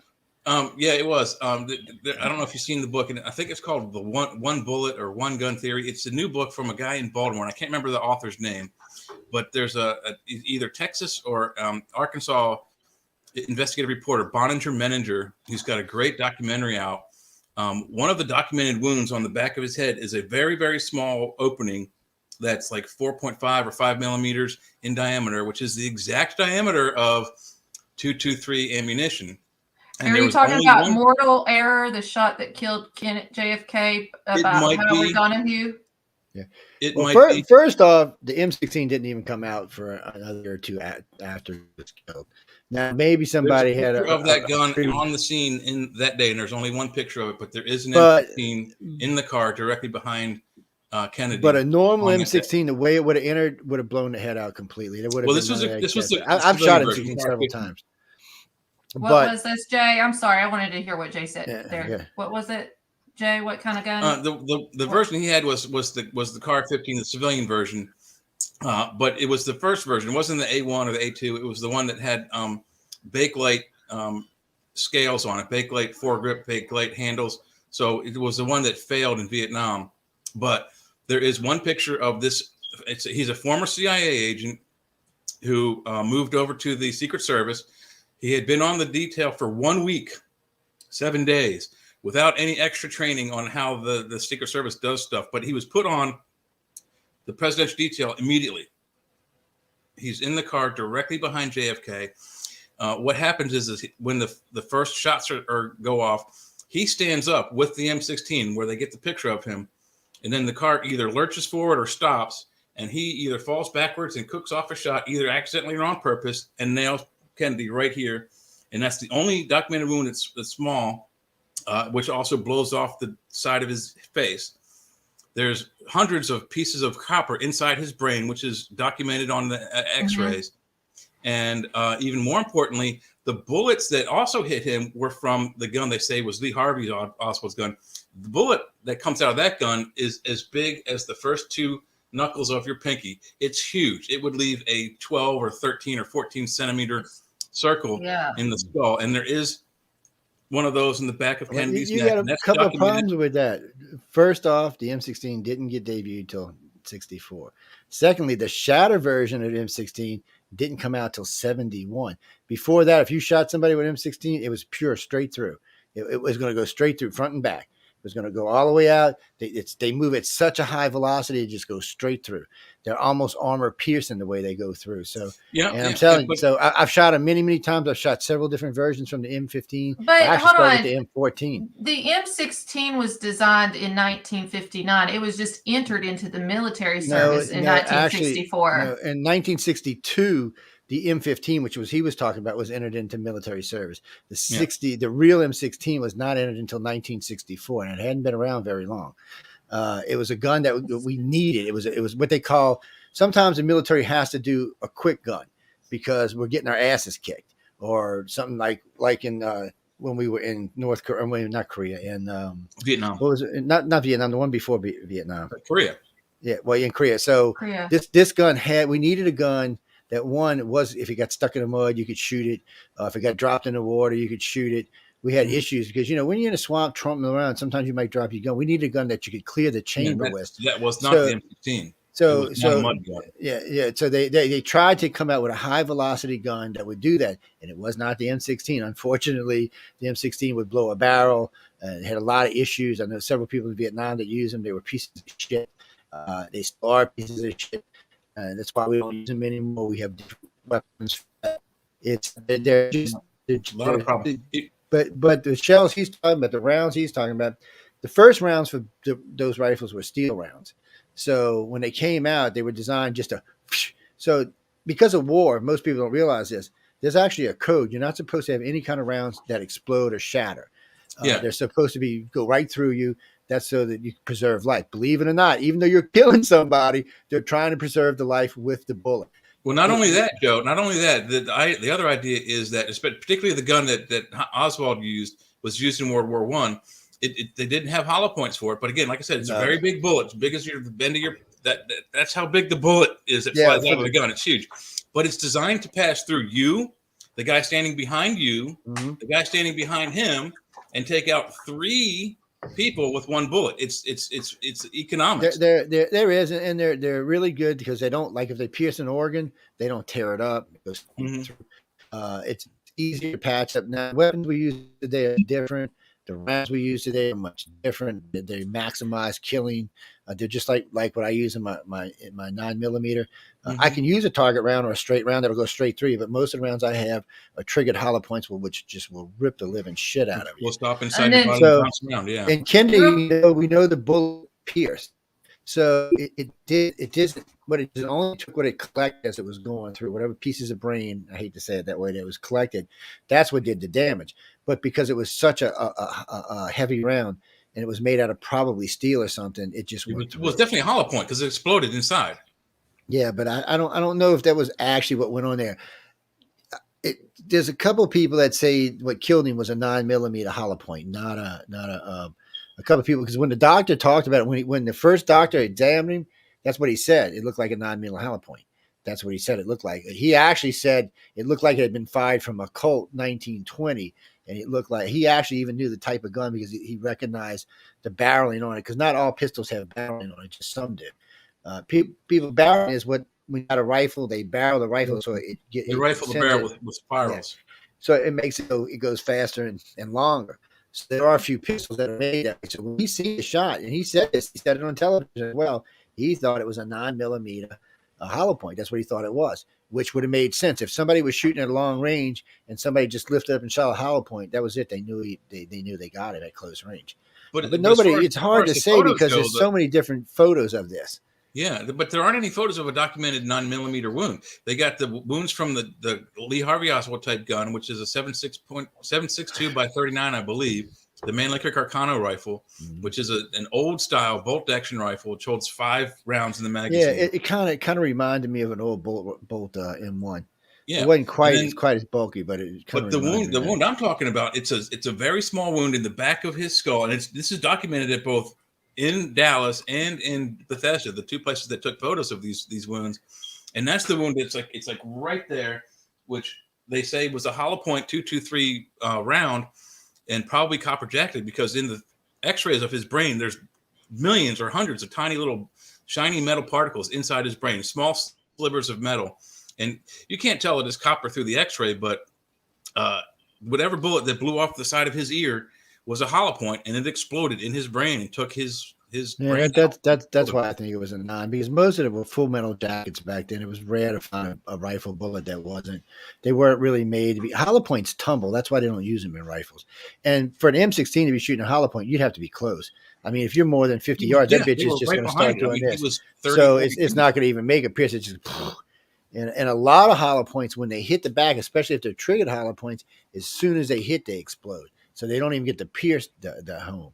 So it really depends. That's why I'm saying, for the time, if it was closer up to our time, I'd say you're exactly right. But being that it was 1963, a lot of it wasn't available for the average person. It wasn't available. Well, like I said, this was a government agency. But the CIA wouldn't have had it either. That's hold on. These documents also confirmed that the doctor that deemed what was his name, Jesse. Jack Ruby, as insane, was actually a CIA agent, and he was also utilized in MK Ultra. They well, the problem with CIA agents is they're not allowed to work in our country. So if the NSA catches them or the FBI catches them, they'll shoot them. They will actually shoot their asses right then and there. Or they'll get tried for treason. Well, no, they're not. NSA and the CIA do not. They don't like each other. Do not like each other. NSA. I'm sorry. If they find a CIA agent, see, there's national security agency in the states right outside the country.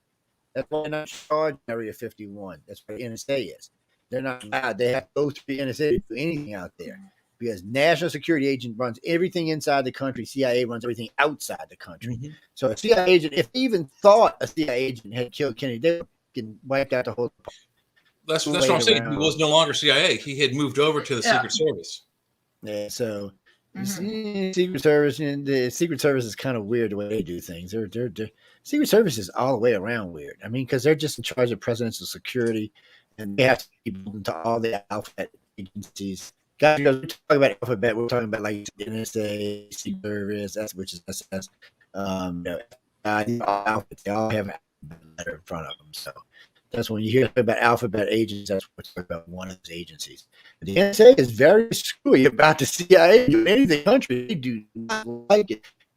Korea actually executed 2 CIA agents in the United States in front of op. Executed them on site, and didn't get any trouble for it either.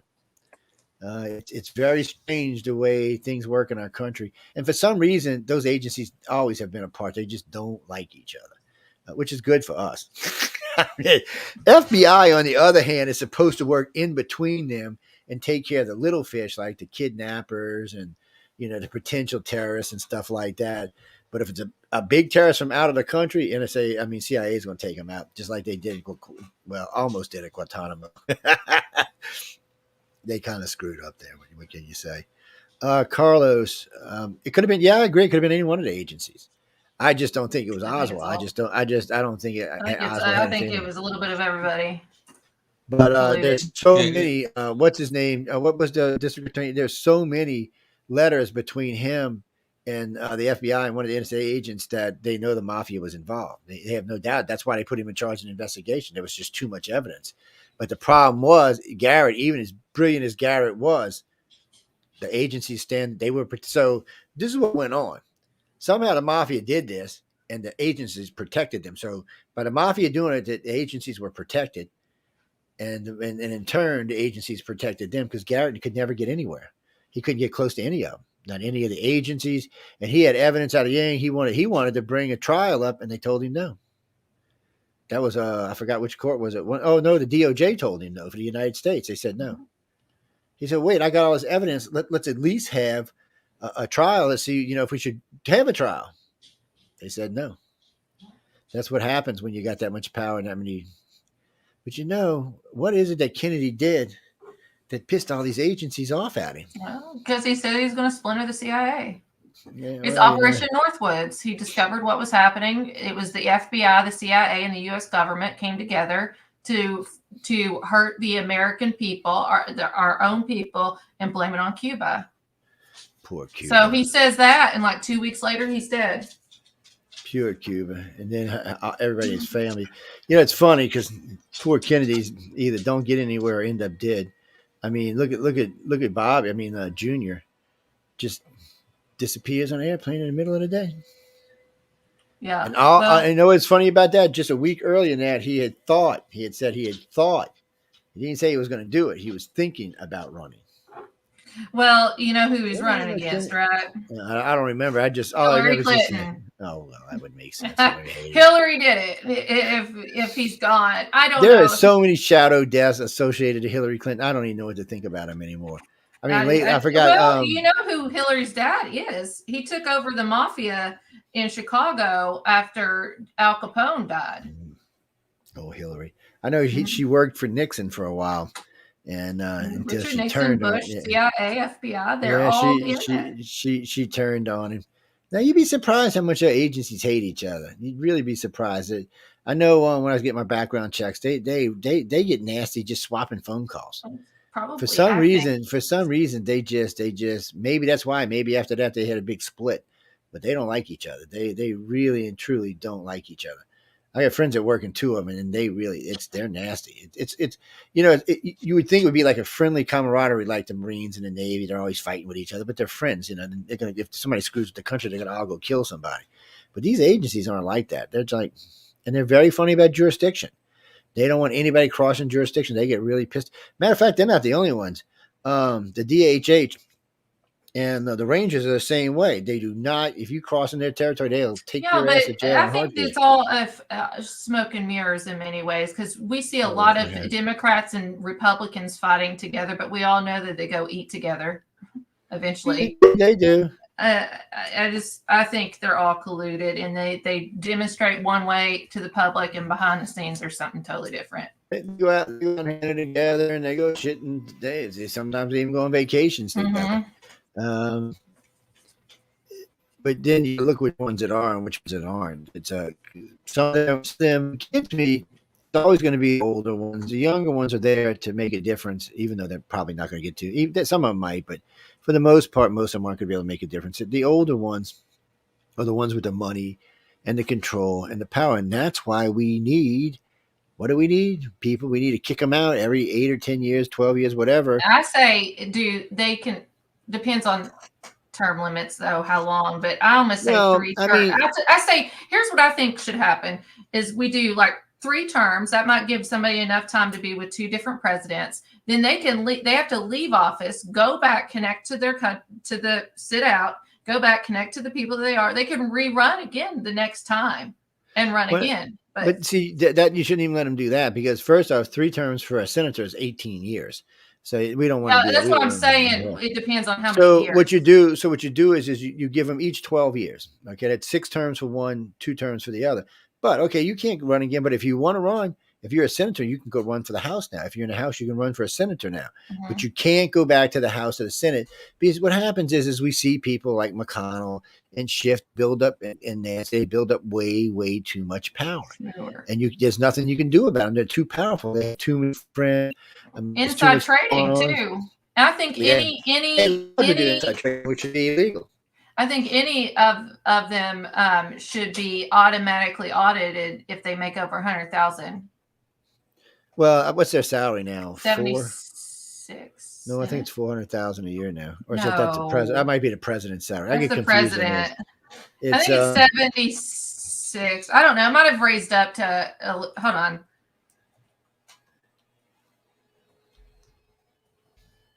Of course, the longer you're in there, the more money you make. That's another thing I don't think they should be allowed to do.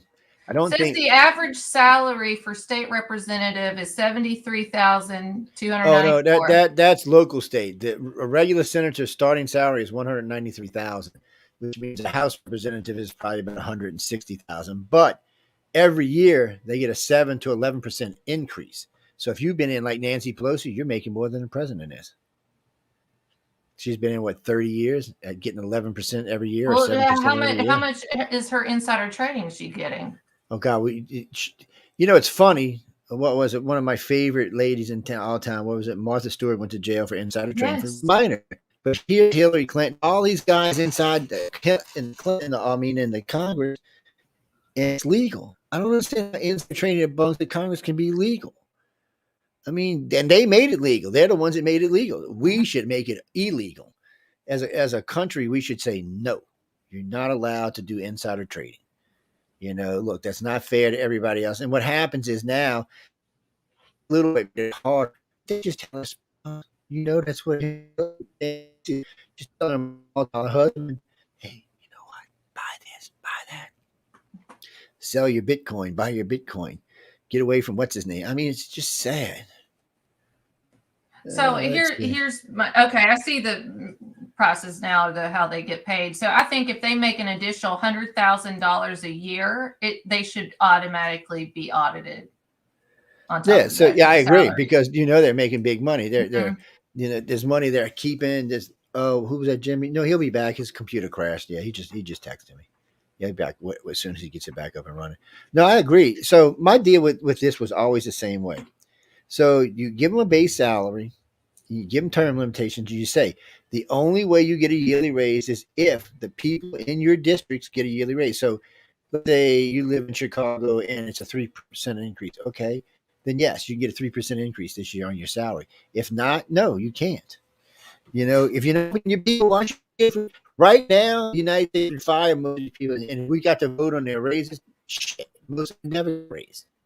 Plus, it's not just the raises, ladies and gentlemen. You get to fly first class or business class anywhere they go. Well, they get to write off a lot of stuff. Yes. Plus, they get health and wealth and a pension for life. Once you become senator, even in your first term, you get it for life. What? Get the out of here, man. If you can't make it 2 terms right now, you should 3 terms. You don't get no pension. Get out of here. If I worked for a company for 10 years and quit, I wouldn't get any freaking pension. They would. It's too bad, dude. You should stay with us longer. No, that's bullshit. I don't see any hope in this country anymore. Honestly, after this past week and what happened with Zelensky and giving them more money and us and being in the position we are as a country with inflation and everything, I've lost hope a lot this week. I don't know if anybody else is. I always try to be hopeful, but I've lost. This was just too much. Well, there's a lot that went on this week, but there's also a lot of good stuff that went on this week. The Republicans put out their list of the people they're going to go after, which is a lot of people you and I were talking about throughout the night tonight. They also want shifts. Guess what? Tax returns. Oh, that's so good. So there's stuff. Yeah. So they're going to be a big fight over it. You can bet your ass on it. And they want other stuff. They're talking about other pieces. They actually said, well, they told Nancy, you wanted Trump's, we need to see yours. Well, hold on. If they wanted Trump so bad, are we going to be able to request Obama's, Clinton's? Are we going to be able to? Well, nah, because Obama made his public. Most presidents do make 5 years public. Just Trump wouldn't do it. Joe? Did I lose you? No. Okay, it was weird. Did Joe Biden? Yeah, I don't know. They said he did, but I didn't look. I know the Bushes did. Both Bushes did. I know Reagan did. I know Clinton did. I know Obama did, but I don't know if Biden did. To be totally honest, remember how you doing tonight? It's oh yeah, they're gonna be. You'll probably get your stuff mailed out Monday. I got your stuff when it came in. You don't know if it or not. I'm assuming he did. I didn't assume anything, but did. I think 2019. So 19, 20, 21, 22, 23, 1 and 23. He only gave him 3 years then. Yeah, because you don't want to talk about when you were over there with Burmese. That's why, buddy. Yeah. Yeah, he don't want to talk about those tax returns. We need to audit him for 10 years. Yeah. Yeah, he needs a 10-year audit. Well, no, guys, I mean, look, I think all presidents should have to put up 10 years, including Trump. Look, there's going to be stuff in there that's going to get him in trouble, not with the police or anything. In trouble with us because they're, hiding stuff or they made $1 billion and they only pay, $1 million in taxes. We're going to be a little hostile about that kind of stuff. Well, here's something I encourage people to research this. And I'm just now recently, I went down a rabbit hole the other day, research straw man with taxes and paying taxes and federal and state taxes. Go down that, look up straw man.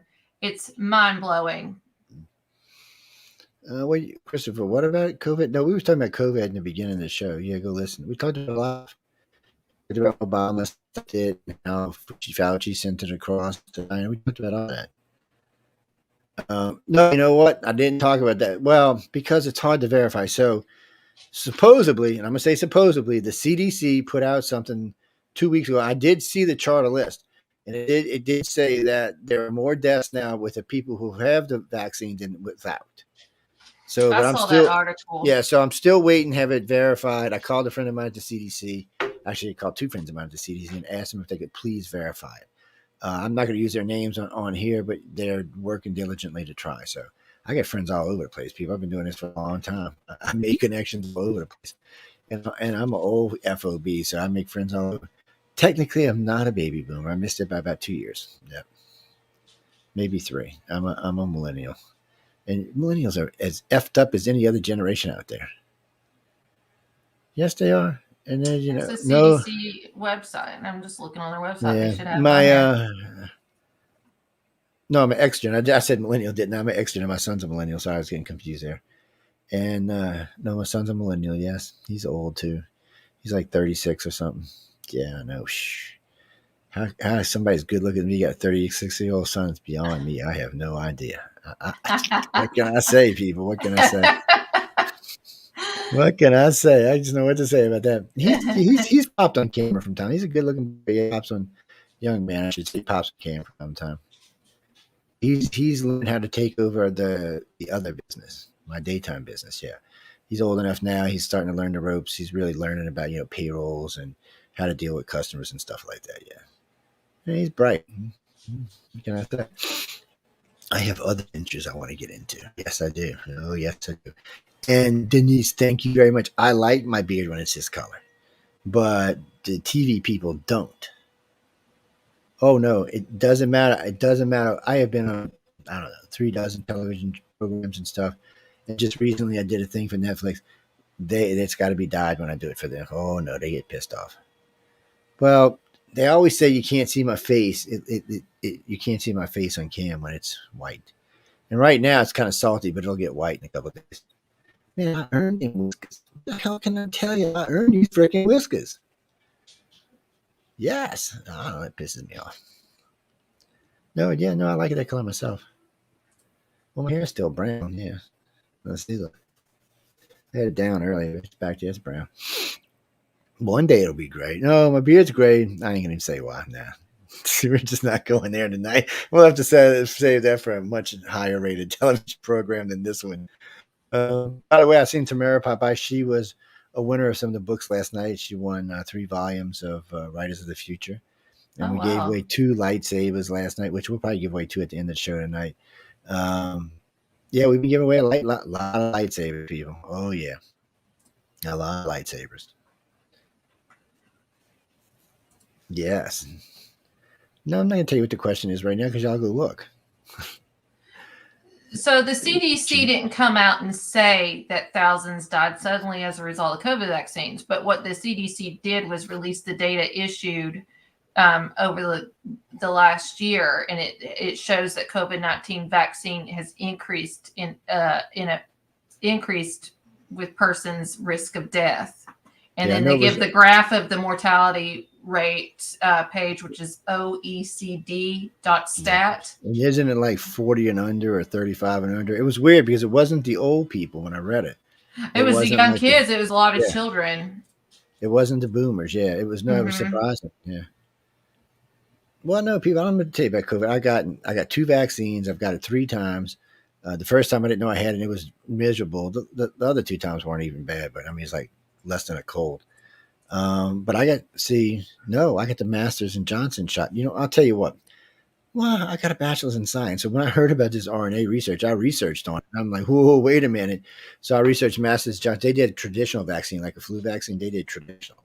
So I went with their shots, and I didn't have any problems with it. Too many people were having problems with them RNA shots.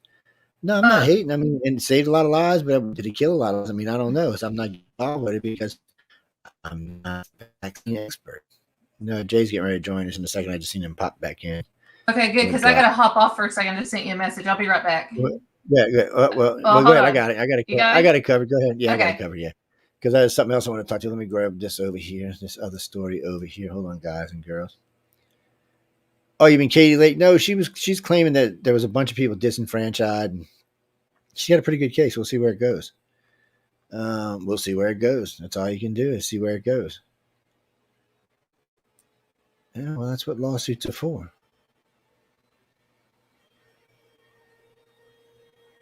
Do what? No, that's really what he's for. And that's what I'm saying. Sorry. Let me see. I'll go back and look. No, that's not it. Hold on. I seen that picture that you sent me of the SR-72 Dark Star. Is it real or is it not? I will tell you this. I do know there are 2 high altitude, high speed jets that are being worked on. One is actually autonomous. There's no pilots. There's nothing involved. One, it does have pilots. These jets go into space and come back down into air, both of them. Well, no, the TR-3Bs are something different. They're more like an anti-drive, anti-magnetic or anti-gravity drive. There's some type of drive like that. They're not these type of drives. These look more like ram scoop engines. Yeah, well, they're very powerful. Well, they'll have engines for space too. There'll be different engines. Or if they can carry enough of the hydrogen that they're scooping, they can do it that way. It's interesting stuff, and they're fast as hell. They're supposed to really do Mach 20, Mach 25. They're so fast that they could leave America and be in Russia in like 35 minutes. There's no way the Russians could even stop them. They're supposed to have advanced radar so they can detect underground missile bases, missiles on the move. Anything that's got uranium and plutonium in it, they're supposed to be able to spot in under 15 minutes. They should be fast enough to shoot down airborne stuff like that. But we've got other really cool jets coming out too. The next decade or so, especially if we learn how to use fusion on them, yeah, build these little mini reactors to power our jets, they'll be super bad. Actually, that would allow us to put like carriers in space and stuff, or carriers in the atmosphere. Yeah, because our biggest problem of really doing things like flying cars or flying ships or anything like that is power consumption. In order to put a carrier in the air, you'd need 4, 5, 6 reactors running all the time. That's just dangerous in itself. This way, if these fusion generators work, I think it will change the universe. I'll change our universe for sure. For our kids and grandkids and great grandkids, they're going to see a whole different world than we do. Because in the beginning, it's going to be a little expensive, and then as it goes on and on, because once the reactor starts, it keeps going. It it creates more power than it consumes. Yes, so it's self generating. That's what I said. It creates more power than it consumes. So once you start, when you got it, so if you build a couple of big reactors, it'll take only 4 or 5 people to manage the place. Yeah, there's no risk of contamination. No, it's clean burning, no ozone, no problems with that. It'll change the world. Eventually, we'll have them the size that'll power our cars and power our homes. The ones they're talking about are going to be like the size, say, of like 4 or 5 18-wheelers, or after maybe the size of an aircraft carrier. And then they'll get smaller and smaller and smaller as we learn more. And then they'll make the ones probably about the size of a softball for your car, maybe a basketball for your house, and it'll run everything. Yes, with no bill. You buy it per install it, it's yours. It's free. There you go. You get power for life. And that really changes things, doesn't it? It also means the governments can't tax you out of existence. Well, I personally think it should be included on taxes. It should be free. Healthcare, energy, and stuff like that should be part of. You can pay so much taxes.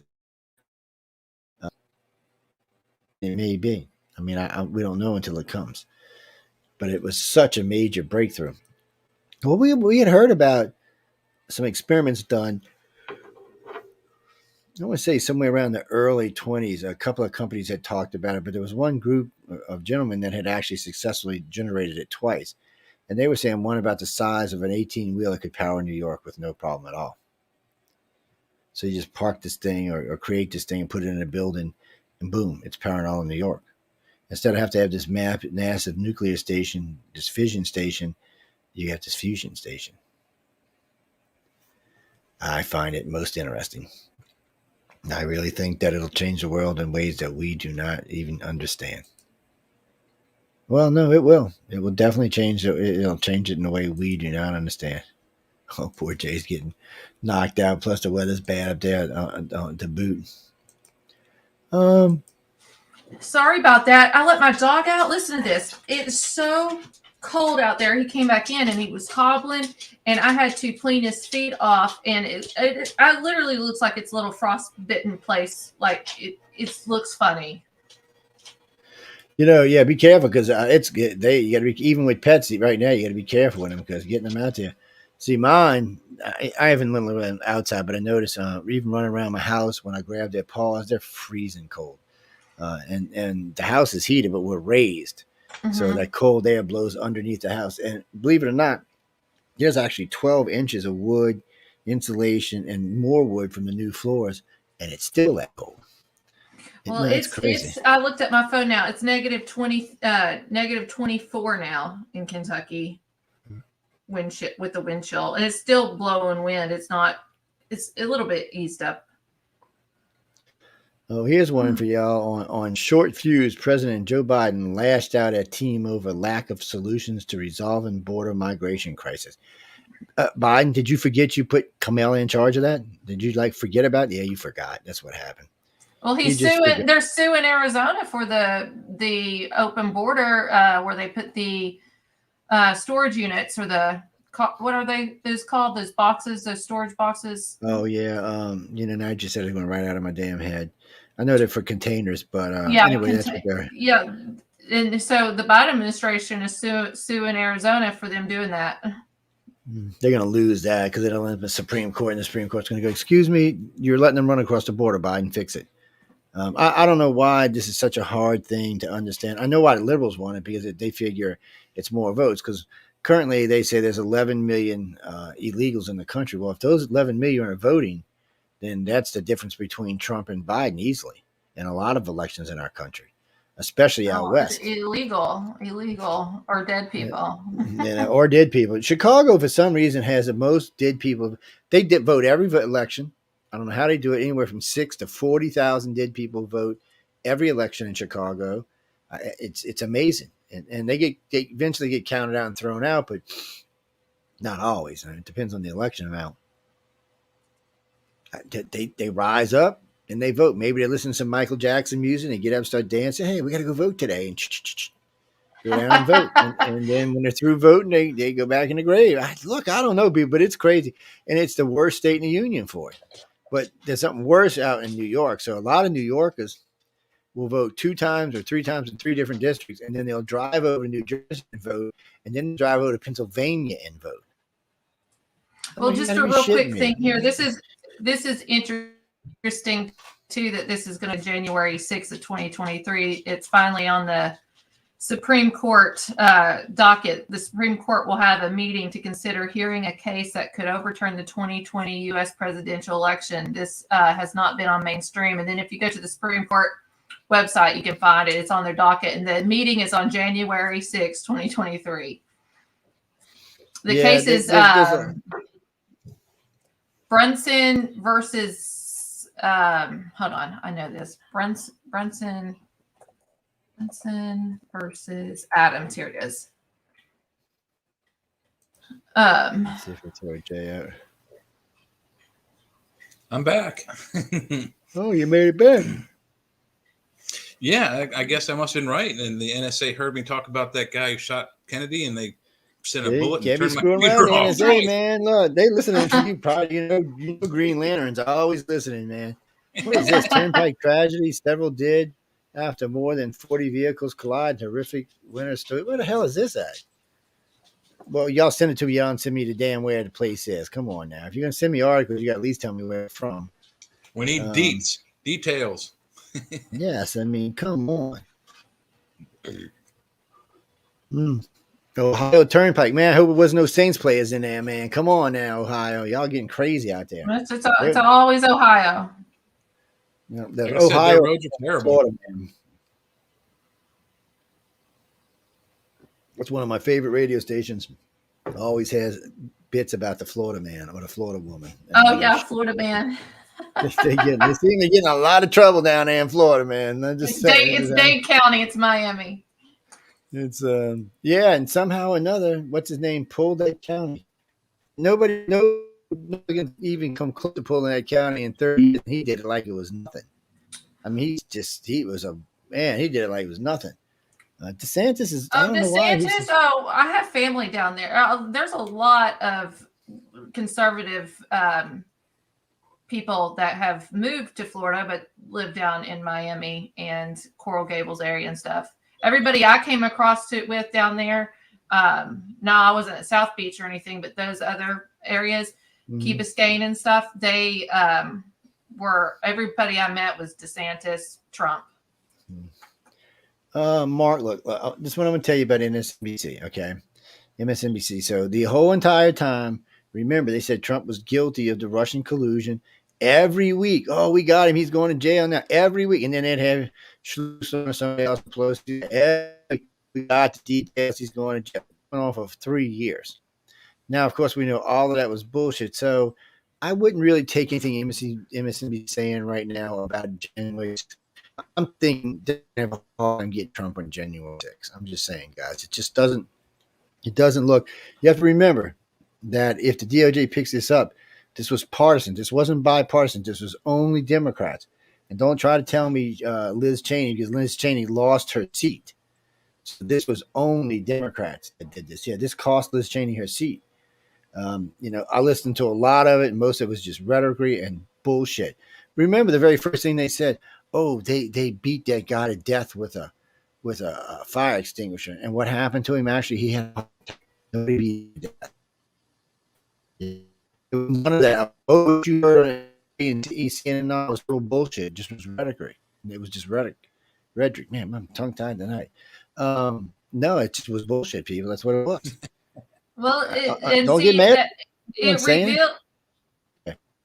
Oh, go ahead. I'm sorry. I was cutting in and out. I was just ranting. Go ahead. Well, we talked about the FISA application and stuff earlier today, but that was one of the big first Twitter files that was released about James Baker. I made a post on it because I was reading through it, but James Baker was fired from Twitter about 2 weeks ago, I guess by now. And so who was James Baker? People remember he was in 2016, he was the guy that was heavily involved in getting that FISA application or warrant on Trump's campaign. He testified in Congress in 2018 that he was the one that reviewed the application and that he was heavily influenced by the Steele dossier. Then it comes to find out that James Baker was the attorney that gave the dossier to Michael Sussman. Michael Sussman was acquitted, lied, he lied and stuff. Yeah. But then you fast forward now, we forget about all that. So then what happens with James Baker? He's fast forward. He lands a job at Twitter to be the attorney to represent Twitter. And then he was the main person with all the conversations, the main guy that said the laptop story should not be ran on Twitter regarding Hunter Biden. And he's the one that also had influence in pushing some of the Russia gate to brainwash the people. And then guess who else worked at Twitter? God only knows. Fauci's daughter. Oh, that doesn't even surprise me. Yeah, he probably called John, whatever his name is, and said, "Hey, can you get my daughter a job?" He said, "Oh yeah, I'll give you your daughter a job. Sure, no problem." And Fauci, that's in Fauci's deposition. I was reading through that, and that Congress knew, I can't remember who was questioning him, knew that she worked there, and they had to ask him 5 times before he finally answered that. She worked at Twitter, and then Twitter releases the Twitter files, and it confirms that she did. Exactly. I mean, Elon's he's not going to be the CEO of Twitter. No, I don't know going to be. I mean, it was a rumor it was going to be Trump's son, but I don't know. That's fake news. That was fake news. Yeah, Trump's son. Yeah, that's what it says. Just a rumor. I don't know who he's going to put in charge. It's not going to be a liberal. I can tell you that much. No, you want to go through that shit again. And neither does the country. I mean, we now know both Facebook and Twitter lied to us through 2 elections now. Instagram too. Yeah, well, Instagram's owned by Facebook, so I just consider Instagram's Facebook. Yeah, and YouTube banned a lot of us. On YouTube went crazy. Look, you can't. I could not say the word COVID for 3 years without getting thrown off a station or getting a warning. CDC, we get banned. Mm-hmm. Yeah, I mean it's just stupid. No, again, it's like, this is how you do this. So you got Fox on the right, you got MSNBC on the left. So what you do is you look at both these medias. Fox is a little bit more honest than MSNBC is, but they still a little biased. So when you look at both those medias, you make the middle, and then you probably are close to the truth. So if Fox is saying, oh, everything that they're saying is bullshit, and MSNBC saying he's going to jail, then it's more like, yeah, might have been some stuff, but it's not going to be enough to get him in any real trouble. And that's how that's going to come out. Because if NBC's making a big stink about it, it means they don't have anything. Well, they don't have anything. See, my problem is, if you watch, remember all the leaked documents in the Trump case against Russia. All this stuff was leaked, and none of it turned out to be true. But all it was leaked. Well, you notice there's been nothing leaked in the January 6th trial, and you know why? Because there's nothing that makes Trump look bad. Well, also the reason is that the Russia stuff that was leaked, that was all tied back to Hillary Clinton's servers. So anything that leaks on the January 6th is going to come back to Democratic computer servers. Well, it's going to come back to, and now they're looking through all of Pelosi's text messages and emails and stuff, which they've said that she was held liable for not wanting any security there. Trump tried to get security there over and over and over again. It's not just this. It's not just okay. So Trump offered her the National Guard. He said, "Look, if you're worried, I'll bring in 1,500 National Guard." This wouldn't happen if she would have listened. But it's worse than that, because she's actually in charge of the DC police. There's a police chief there. No. There's a police chief. No. So the police chief answer in any crisis is directly to the Speaker of the House. That's how DC. Remember, Well, it's DC just is not a state. it's just the Capitol Police, Yeah, it's just the right? Capitol Police. Yeah, No, whole police Capitol department. Police and the Senate Police are under the mayor of DC. Yes, who is under Nancy Pelosi. Oh, okay. That's Okay, so she runs those police departments, and they've said this over and over and over. Even the liberals have said this. She could have called in the police, and she didn't. And even if she didn't have that control, she still could have picked up the phone and said, "Hey, where are y'all?" Okay, and wait. And then there's the other problem: none of the cops there tried to stop the people invading. None of them. And there was enough cops there; they could have stopped. They could have pulled out some guns, popped some rounds, They kind and of the let crowd them would have in. stopped. They kind of let them in, They directed them. just were, And then, like I said in the beginning, all you heard was, "Oh, the Jan 6 people killed somebody." Well, no, that was a lie. A lot of what we heard about the January 6th thing was in the very beginning were total lies.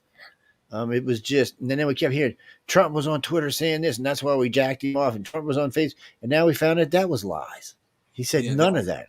The only person that was killed was a protester, a female Air Force officer, shot by a Senate police officer. Babbitt.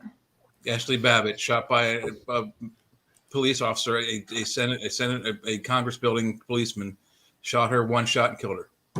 Well, if anybody's listening to this, because I researched Ashley Babbitt heavily back in the day, I haven't looked at it in a year or so, but if anybody's out there, I had funeral directors even help me. I could not find her death certificate in Washington, D.C. or her state that she's from, California.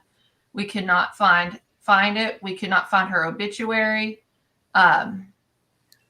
It's weird. The GoFundMe account that was created to collect over $100,000 for her to raise. I don't know. It's all weird. So if anybody's listening, anybody can find her death certificate. I'd greatly appreciate that. So let's not forget Michael Fione was also killed on January 6th. Now they say he was attacked by rioters, but that's not what killed him. He first had a mild heart attack, and then he had a major heart attack later on. Michael Fione, he's a CNN correspondent. He's alive. He was just on the TV the other day. No. This is a police officer in DC. Yeah, he's dead. Michael Fione. But he died outside the building. Yeah, he died. He died from a heart attack. But they originally said he was beat to death by a fire extinguisher. That was the original report, that he had been beat to death by a fire extinguisher. That was the first report. And I was like, wait, what? Because, somebody gets beat to death with a fire extinguisher, the whole police department's out looking for you. Mm-hmm. And that's not what actually happened. And then they didn't even tell us the truth. They waited, I don't know, like 2 months, 3 months before we actually got the fact that he had a heart attack. Michael Fiona, or Fiona? No, it's Fanone. Fane. He's a CNN correspondent. He's right here. 6 days ago, he's in the paper, New York Post. Yeah, that's just a different one. I'm sure there's more than one of these guys' names, but this one's a police officer for the he was a police officer, and then he ended up being a CNN correspondent, and he's close in with what's his face that likes to go to all these war places and film documentaries. The actor. He's 43, made numerous media appearances such as CNN and MSNBC in the aftermath of January 6th attack. And then 6 days ago, he was in the paper. They're saying this guy was 57. Michael Fione. Yeah, see, that's what I'm saying. That's why you got to watch these freaking reports. This is on, where are we at? Hold on, let me see where I'm at to make sure. This is a Microsoft one. Yeah, this was one of the Microsoft ones. See, that's what I'm saying. This is one of the things that aggravates me about this shit so much. So, if we're going to police ourselves like Facebook and Twitter, maybe we should learn how to start policing the internet a little bit. Well, if they actually know a story's phony. No, I mean, regardless of what happened here, somebody knows the truth. So Microsoft's a big company. They produce a lot of information. They use a lot of Reuters information. So they should know the difference. So if they know the story like that, they should put a thing up here. They don't have to pull the story. They should just put a thing under it saying, hey, read this story. This is what actually happened. Void from the police department, wherever it comes from. That's how they should do it. But no, they just here's how you do this. This is how you do this when it comes to these web pages, these websites. it first and foremost, it needs to have a first and last name of the writer, because that's who's taking accountability for that article. If it does not have the first and last name, if it just has a first name, it's probably not a good article to use as reference. I've got the officer's name here. I'll put it on the private chat. Okay, and then it has to have a date that is published and the timestamp that is published. If it has a date, if it doesn't have the timestamp, then it's probably a phony article. Oh, this is at the top of Microsoft page. This is one of Microsoft's articles. Okay, you click on it. What does it say? Does it say Microsoft staff, or does it give a first and last name? Well, I got his whole description. It's got the officer, his name, the whole. No, the author of the article. Oh wait, hold on. I'm waiting for it to publish. Okay. I just clicked it on the other one. See, who is this? This is Klein Castorino, 4/28/21, 7:39 a.m. AT. AT. Eastern time. That's all. Oh, AM, ET? Yeah. I said AT. I meant to say AM ET. I'm sorry. Okay. That's what it had on there. Well, that would probably be a pretty good article. I mean, now wait. Now, so I'm reading through here. So these first two paragraphs talks about his death, but wait. There is a video of him talking to, what is it, Don Lemon? Is that who that is? Yeah. So you've got an article saying this man is dead, but yeah, it's clickbait. They have a video of him on. This is the Hill, by the way. Has a video of him on here. Brian Sicknick. Oh my God! I'm going to start drinking again. I remember the Brian Sicknick. I'm going to start drinking again. But yeah, so he's alive. Best I can tell he is anyway, unless I'm not paying attention to these articles. And you know where I came off of that from? MSNBC. So that was probably one of the original articles, and that's why they put the video on there to clarify it. It's probably clickbait. And then I'm gonna start drinking. Where's the booze? Then some of these articles, it might be on the main page, but it'll give a business that they're from or another media outlet. And you have to look up these media outlets because a lot of them are registered as parody and satire, like that Real Raw News. Everybody posts about. Yeah, him I mean, all the time. that's the Hill. The Hills is supposed to be a reliable news agency. Supposed to be, as you hear how I said that. That's what they're supposed to be. Yes, people, we're going to give away 2 lightsabers in just a minute. As soon as I find out what I did with them. Well, where they were, product description. They're going to be, these are the same. So we gave away some last night, but these were different. Hold on, let me pull these up. Present, screen share, window. There it is. Okay. Y'all see that? There's going to be 2 of these given away. These are Anakin Skywalker from the 1977 series, okay, movie. Ooh. So that's what this is from. Now they're replicas, they're not real. They're $319.89 each. Yeah, the most expensive one we've given away so far is $900. Holy smokes! We're giving away 2 of them so far. Last night the ones we gave away were about $300 each. These are, I think, what does it say up there, $320 or something. So. I don't think these change colors, though. The ones we gave away last night changed colors.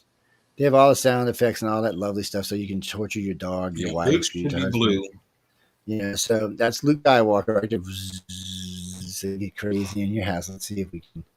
Well, the subscription says Leah. Does it say Leah? Yeah, it says Black Series Leah Organa Force FX collectible. Oh, because it's saying, it just says another Skywalker. Huh. Taking a picture of this. I got some friends to the right. Oh, yeah, that's right. That's not Luke's. I recognize the hilt. Yeah,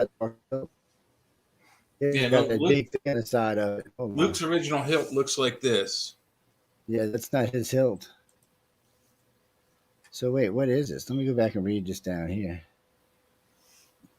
This character Star Wars Luke.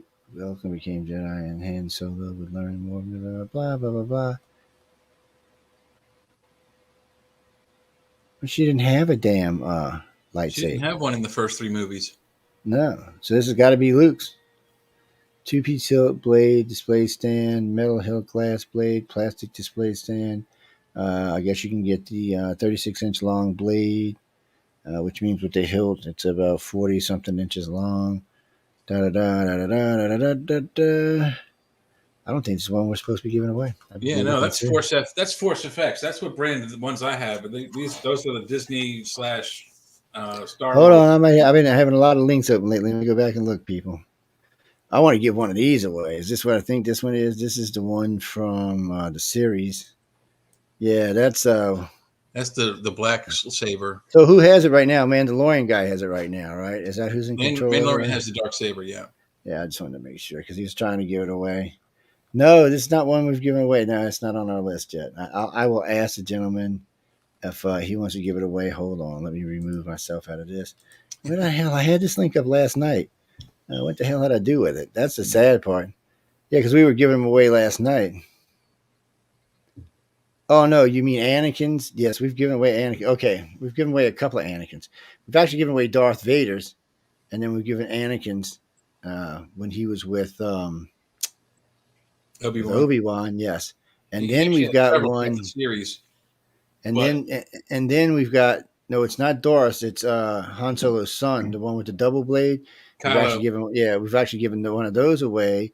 We've given away Master Windu. What's his name with the long hair? This is Master Windu. Obi-Wan's instructor, Qui-Gon Jinn. We're giving away one of his. Yeah. We gave away. I can't think of his name either. The one that killed.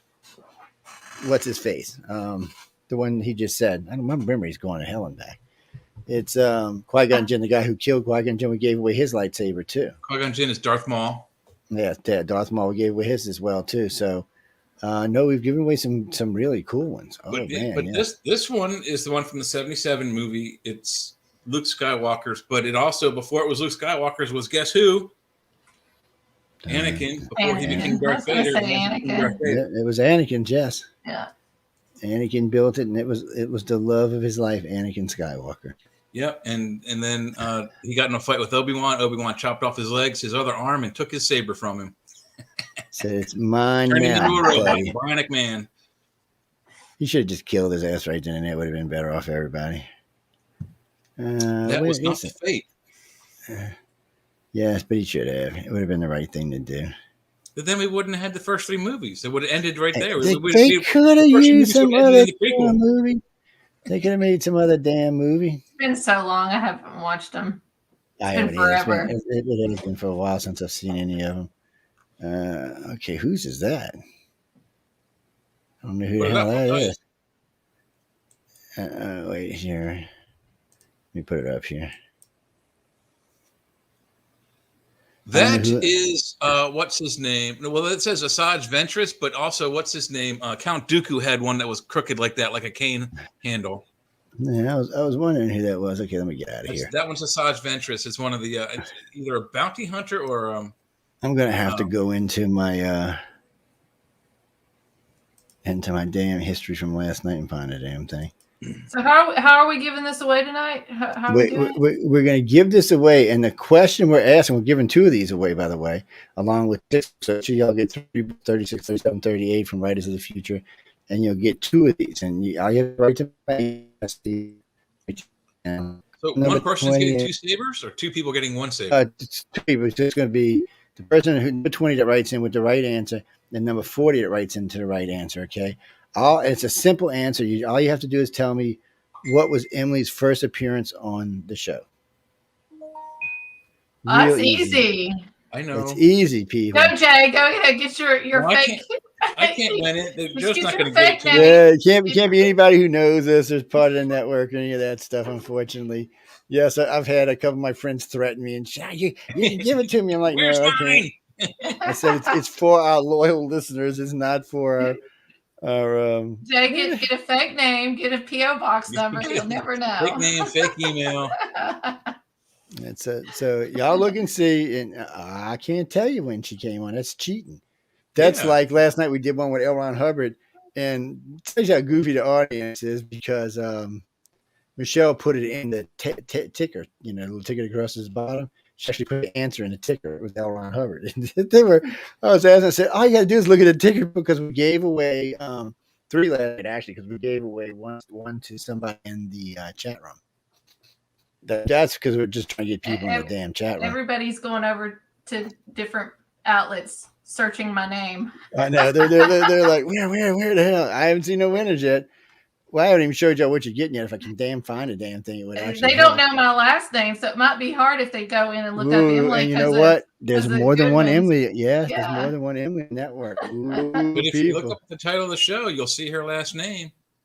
That's right. Well, Jay, don't be telling them that. But you still got to get the right date. It doesn't tell them when you started, though. It just helps. Yeah. All I can tell you at least you didn't ask who's buried in Grant's tomb. I mean, that'd have been a dead giveaway. You know, so all you really got to do, people, is go to one of the archive sites and count backwards. Mm-hmm. And I'm helping y'all out, but it's got to be the first people. Oh, wait, oh, wait, we're giving away something. Wait, hold on. Maybe giving away something else. I might have been wrong. Oh, see, y'all might get upset now. No, that's not it. It's no, he does high quality ones. I mean, they're expensive as all hell. First time I met him, like, how much you want for that damn thing? Yeah. And he looked at me like, because he's like, it's $450. I'm like, whatever. Oh, wait, is this what he's sending us? Wait. Oh, telling me the wrong I mean, even the Disney approved ones are like in the $300 range. So, I mean, they're not cheap. Let's see. Anybody got it yet? So I am wrong. We're giving away 2 of the Grand Inquisitors tonight.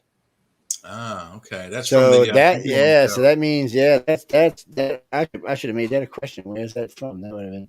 No, I can't change the question, people. I just got to figure out when she came on. Hold on, I'll show you what they look like. Give me a second. I'm looking up when I started too. I'll give you a hint. Can I give a hint? You can give a hint, yeah. Because it's really not that long ago. No, it's only a few weeks. I just got to figure out. So this is the one we're giving away 2 of these tonight. Oh, I like that. They're regular, I think 8 or 9 or something like that. Let me look. $818 is the regular price on these. $818. Wow. By the way, this one does change colors. It has full sound effects. And you have to tell me now if you want to fighter blade or the normal way, because I have to tell them. So if you win, we have to write back to me and say, I want this blade or that blade. Difference is the fighter blades you can use. You can fight with people with them if they've got one. You can beat up a dog. You can chase your dog down. The other ones are glass, so they will break. So it's just all up to you what you want. These are badass looking, by the way. Yes, and each one of these comes with 3 of the Writers of the Futures books, volume 36, 37, and 38. Yes. I know. I wish I could win this one. Shit. I might tell him, look, send me one of them. I'll send another one out somewhere. Well, I mean, if you're getting perks for the show hosts, you know, I like lightsabers. Just saying. I like lightsabers. See, there it is. There it is. I got the date when I started. Okay. So, well, send it over to me. Here, I'll send it in private chat. Yeah, send it because Joe doesn't know.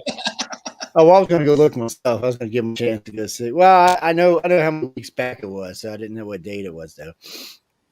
Let me go and get in private chat. Where's damn private chat at? Or do I already have private chat open? That's regular chat. Where the hell is private chat going this damn thing? Oh, there it is. It's up on the right corner. I got it. I found it, yeah. Yeah, I got to figure it out. What month? All right, a gig month is Turkey month. Okay, you know what the Turkey month is? If y'all don't know that, I'm just sorry. For the people overseas, y'all might know what Turkey month is, but for all you Americans, y'all should know what Turkey month is. Canadians, for that matter, too, y'all should know what Turkey month is too, because y'all deal with this all the time. Turkey month is November, people. So it is November. Sometimes you figure it out. And Pan, you don't know because they don't Turkey month there. Yes, no, it's not Turkey Day. Whoever wrote that, no, sorry. Oh. Sorry. No, man, y'all are just bad. When? January. What? January for turkey? No. You being smart. January 2023. It's so we're time traveling. Okay. Yeah, she started next year. Yeah. Somehow she started next year and we brought it back to here. Yes, November is the right month, but you need to write a date. The next amount of Fridays in each month. No, you can't write more than one number. No, that disqualifies you. Oh, that's going to be hard. So you can only write the date. There's only 4 numbers that they can use on, for November. people. Gene Lewis. Well, wherever the hell you are, Gene Lewis, you got it right. Yes. Are you a Oh, guy or a girl? Gene? Because I didn't either way with that. So you are female. Okay. From where? awesome. Australia.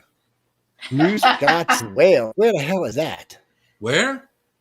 She said New Scots, Wales. Where the hell is that? I know where Wales It's is. in Wales. It's in England. That's close. Man, what is it? Man, we even no. This makes exactly half of all the lightsabers we give away. We have gone overseas. They're going to other countries. Yeah. Well, be sure you got to put me your address, the whole 9 yards. No, he sent them over here. He sent. Well, let me see. We've given away 6, 12, 18. I think 24 now. Or no, we'll be 24 total. I think. But anyway, I know 8 or 9 are going to other countries. Some are going pretty far as Australia too. I mean, yeah. Australia, yeah. New Zealand. I'm sorry. Germany, whatever. was one of them. Yeah, Germany, Mexico. I mean, they're going all over the place. Well, I'm glad to meet somebody in Wales. I'm glad you listened to our show, by the way. Yeah, thank you. So you like American Yes. politics? Or you just like You we know, talk about all some kinds of of those stuff? people over there are better than. They all know how America propaganda works. Oh, Well, so you're gonna have to you send like a picture of her lightsaber when she gets now? it. I shouldn't say this on air. I'll have to say this. Yeah, after I the like show. that, Jay. I'll have to say what his last comment was after the show. What is it? Rated R? No, it's not rated R. But I'll tell you when we get off. Where? When? No. Hey Christy, how you doing? No, and y'all can't type it. It can't be in the chat. It's got to be at iCarCox.net, which I always forget to give out. Thanks God, most of y'all keep my email around. I remember one night. Good. Oh, go ahead, Joe. Go ahead. No, I'm just glad people keep my email around because one night I just forgot totally, and I got some emails from people saying, "Where the hell was I supposed to send?" I was like, "Oh shit!" If for doing a giveaway, you should put it in the scroll on the bottom so people can at least see the I emails. know, Michelle did it last night. I didn't think about it. So Gene, nice to meet you. Be sure you send all of your information. We'll be mailing it. Well, most stuff will be going out Monday or Tuesday because of the holidays. Yeah. Tamara, one of the winners from last night, she won some of the books from last night. And we'll give away some more books in a minute. Let's just wait till we get to the last winner. We're at 38, and you do have the right date, but you don't have the right number. You ready? Yeah. I can't say thank you. Yeah, get it in fast. Be typing fast. Yeah, you can try more than once. Yeah, you just got to beat the other people out. So two winners have to guess the date. Is that what we're doing? Yeah, one winner left. We got one winner already, so there's one spot left. So no one saw what that person. Oh, I guess you would have had to say it out loud. Yeah. Okay, never mind. So here we go. Wait, number 40. You are wrong. So it's going to be the next person after number 40, because number 40 was wrong. They only have 4 dates to choose from in November. Okay, come on. Samantha Woods. Nice to meet you wherever the hell you are from. Yes, November 18th was correct. Yeah. Apparently somebody went and actually looked. Yes, no. We appreciate it. We appreciate the information. Where are you from? Oh, we were talking about Ohio or Toledo. Is it Toledo? Are you like snowed there or something? Well, you remember people. We may start doing these in the chat room so we get more people in the chat. But no, because my email is pretty functional now. A lot of people have it now. But hope you enjoy it. Like you get the 3 books, you will get. This is probably one of the nicest, one of the at least top 2 we've given. That's badass right there. Yeah, we're gonna ask about getting the one that the Mandalorian has and see if we can get that one given away too. And our winners tonight, if you could send us a picture of you when you get your lightsaber, so we can. Yeah, I've actually asked everybody who wins and on where you are, just send a picture of you out there chasing your dog down, squatting your husband, killing your wife, whatever. Just let's see you out there having a good time. Yes. Well, we had 2 female winners tonight, right? Yes, we did. Ladies, way to go. Actually, it's probably been maybe a few more women than it. We've what do you mean? Do I know? Oh, Michael. Okay, no. Our demographics on the show, it's about 50-50, yeah. No, it's about 50% men, 50% women. Some of the shows are different. You can see some are higher female, some are higher man. It just depends what the topic matter are. Women are not interested in some things that guys are interested in sometimes. Mm-hmm. You mean UFO on the cover? It's there's actually more female listeners than male listeners to UFO on the cover. You mean because of the research? That's not why. No, there's other reasons. No, it's nothing like that. God, y'all are perverts tonight. Lord have mercy, man. Some of you people are just, oh my God. Yeah, maybe when I was They're 30. having too much eggnog tonight. Getting Yes, ready I'm agreeing with that. being around the family for Christmas. Well, we're all right. I'll give away some books, but we're already late. Hold on, let me get this out of here. Well, we don't have a show behind us, so we can run late if No, you yeah, want. we don't have a show behind us. So I'll give away 3 more sets of Writers of Futures, 36, 37, and 38. Look, they're right here. I'm running out of these fast, though. That's them right there, 36, 37, 38. There are 36 stories in here. Okay, and I will tell you a little secret about this. You can give them to your children to read, or anyone from. I rate them PG. I don't not even 13. There's no cursing in them. There's no heavy sex in them. There's no heavy blood and gore. But the stories somehow still are fun, scary, and interesting. It's amazing to me. They can be anywhere up to 17,000 words. There'll be artwork attributed to the stories as well. Some of So the you artwork can might be a get little 'em. racy, but no nudity. Yeah, they want it so that really so like middle school kids up can read. I mean, part of Yeah. Writers of the Future is helping bring literacy to the world, which is something we need to freaking do. And this is a good way. It's not a school way. It's not you're being forced. This is something that you can sit and enjoy. You're bored, thunderstorm, snowstorm, whatever. You're stuck in your house. You're tired of being on a computer. You can sit and read these. And enjoy them. So, what is going to be the question for the night? I could give y'all a hard one, like when I started radio. Y'all never get it How though. about So there's no reason to go there. Besides, I got a good one. I'll write it in this private thing here. What you got? Put it in. Okay, let me see.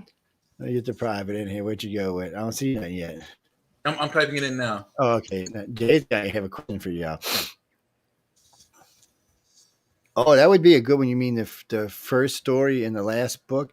Well, There you go. okay. Oh, what Dune Oh, actor came from Writers of the Future? Not Hell, I actor, don't even know. author. Arthur, I'm I'll sorry. give What you the, Arthur? I'm sorry. I'll give you the answer. Okay, Jay's gonna put the answer there because I have no clue. No, this is it. Because he was one of the winners. John Oh Goodman man, told and us that. I actually know him too. Sorry. Yeah.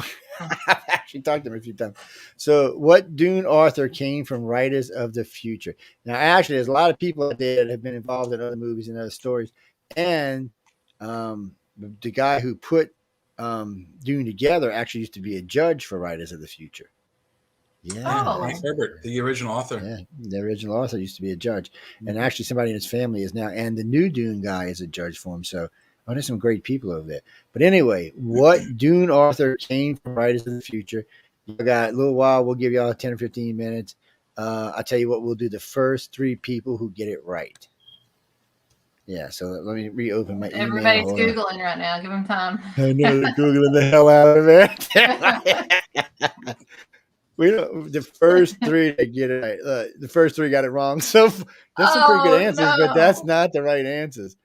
We want you. We're giving these away. It's Christmas. We want. And I just fact checked myself. The correct answer, Joe has it. So yeah. So yes, go. So go for it.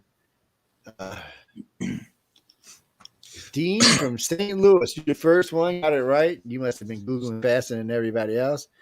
St. Louis, huh? What part of St. Louis? St. Louis. The big part of St. Louis, the civilized. He writes, this is his answer, the civilized part of St. Louis. Okay, just make sure you put your address and where you live and all that so I can get it to you. So do you live in a part of St. Louis where, Memphis connects to St. Louis, so there's a bridge in between them.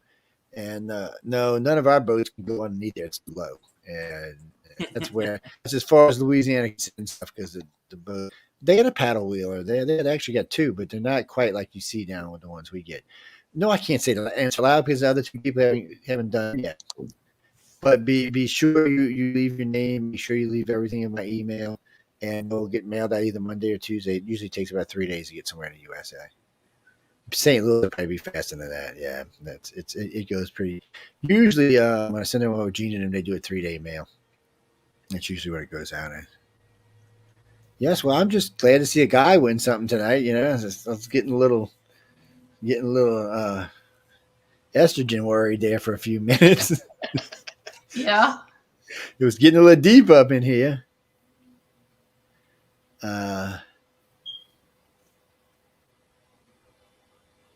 Elizabeth Kane from Tuscaloosa. Tuscaloosa. Tuscaloosa. I can't even get it out of my mouth tonight. There's no C in it. It's Tuscaloosa. No, I can't get it out of my mouth tonight. My brain's no. Another Not as female. hard We're as happy. Balenciaga. If you want to know, Balenciaga. The Balenciaga is killing me for some reason. Don't worry, Joe. Balenciaga would give Jeffrey Pritchett a hard time too. I know. If you want to send us a picture reading your books or whoever you give them to, that's fine. Anything like that y'all send us, ladies and gentlemen, as long as you can tell us if it's our personal or if we can show it or if we can put it on the website. We're gonna start doing this more and more often. We're gonna start giving away a lot more stuff during the years, especially now that we're gonna be on Roku. People know not only give away cars now. Come on, people, let's not get crazy. Yeah, we want to know what our winners and listeners look like. And then might start giving away a special prize for the people in chat. Yes, just to get y'all off of my damn messenger into my chat. No, matter of fact, you can't send the answer on Messenger either. It's got to go to my email. Again, iCarCox.net. Yep. So that's wrong. What was your email? Jesus. ICAR@cox.net. It's real short, real easy. It's iCar@cox.net. Like I and car at cox.net. Yes, people. No, so far, no. Look, this email's just flying up. My thing's going doom, doom, doom. And it's just, are we guessing and not Googling?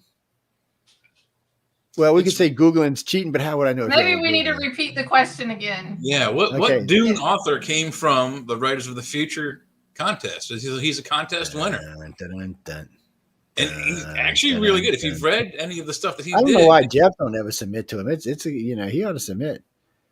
He's not considered a professional writer yet. He doesn't fall outside. He hadn't made enough money yet off of it.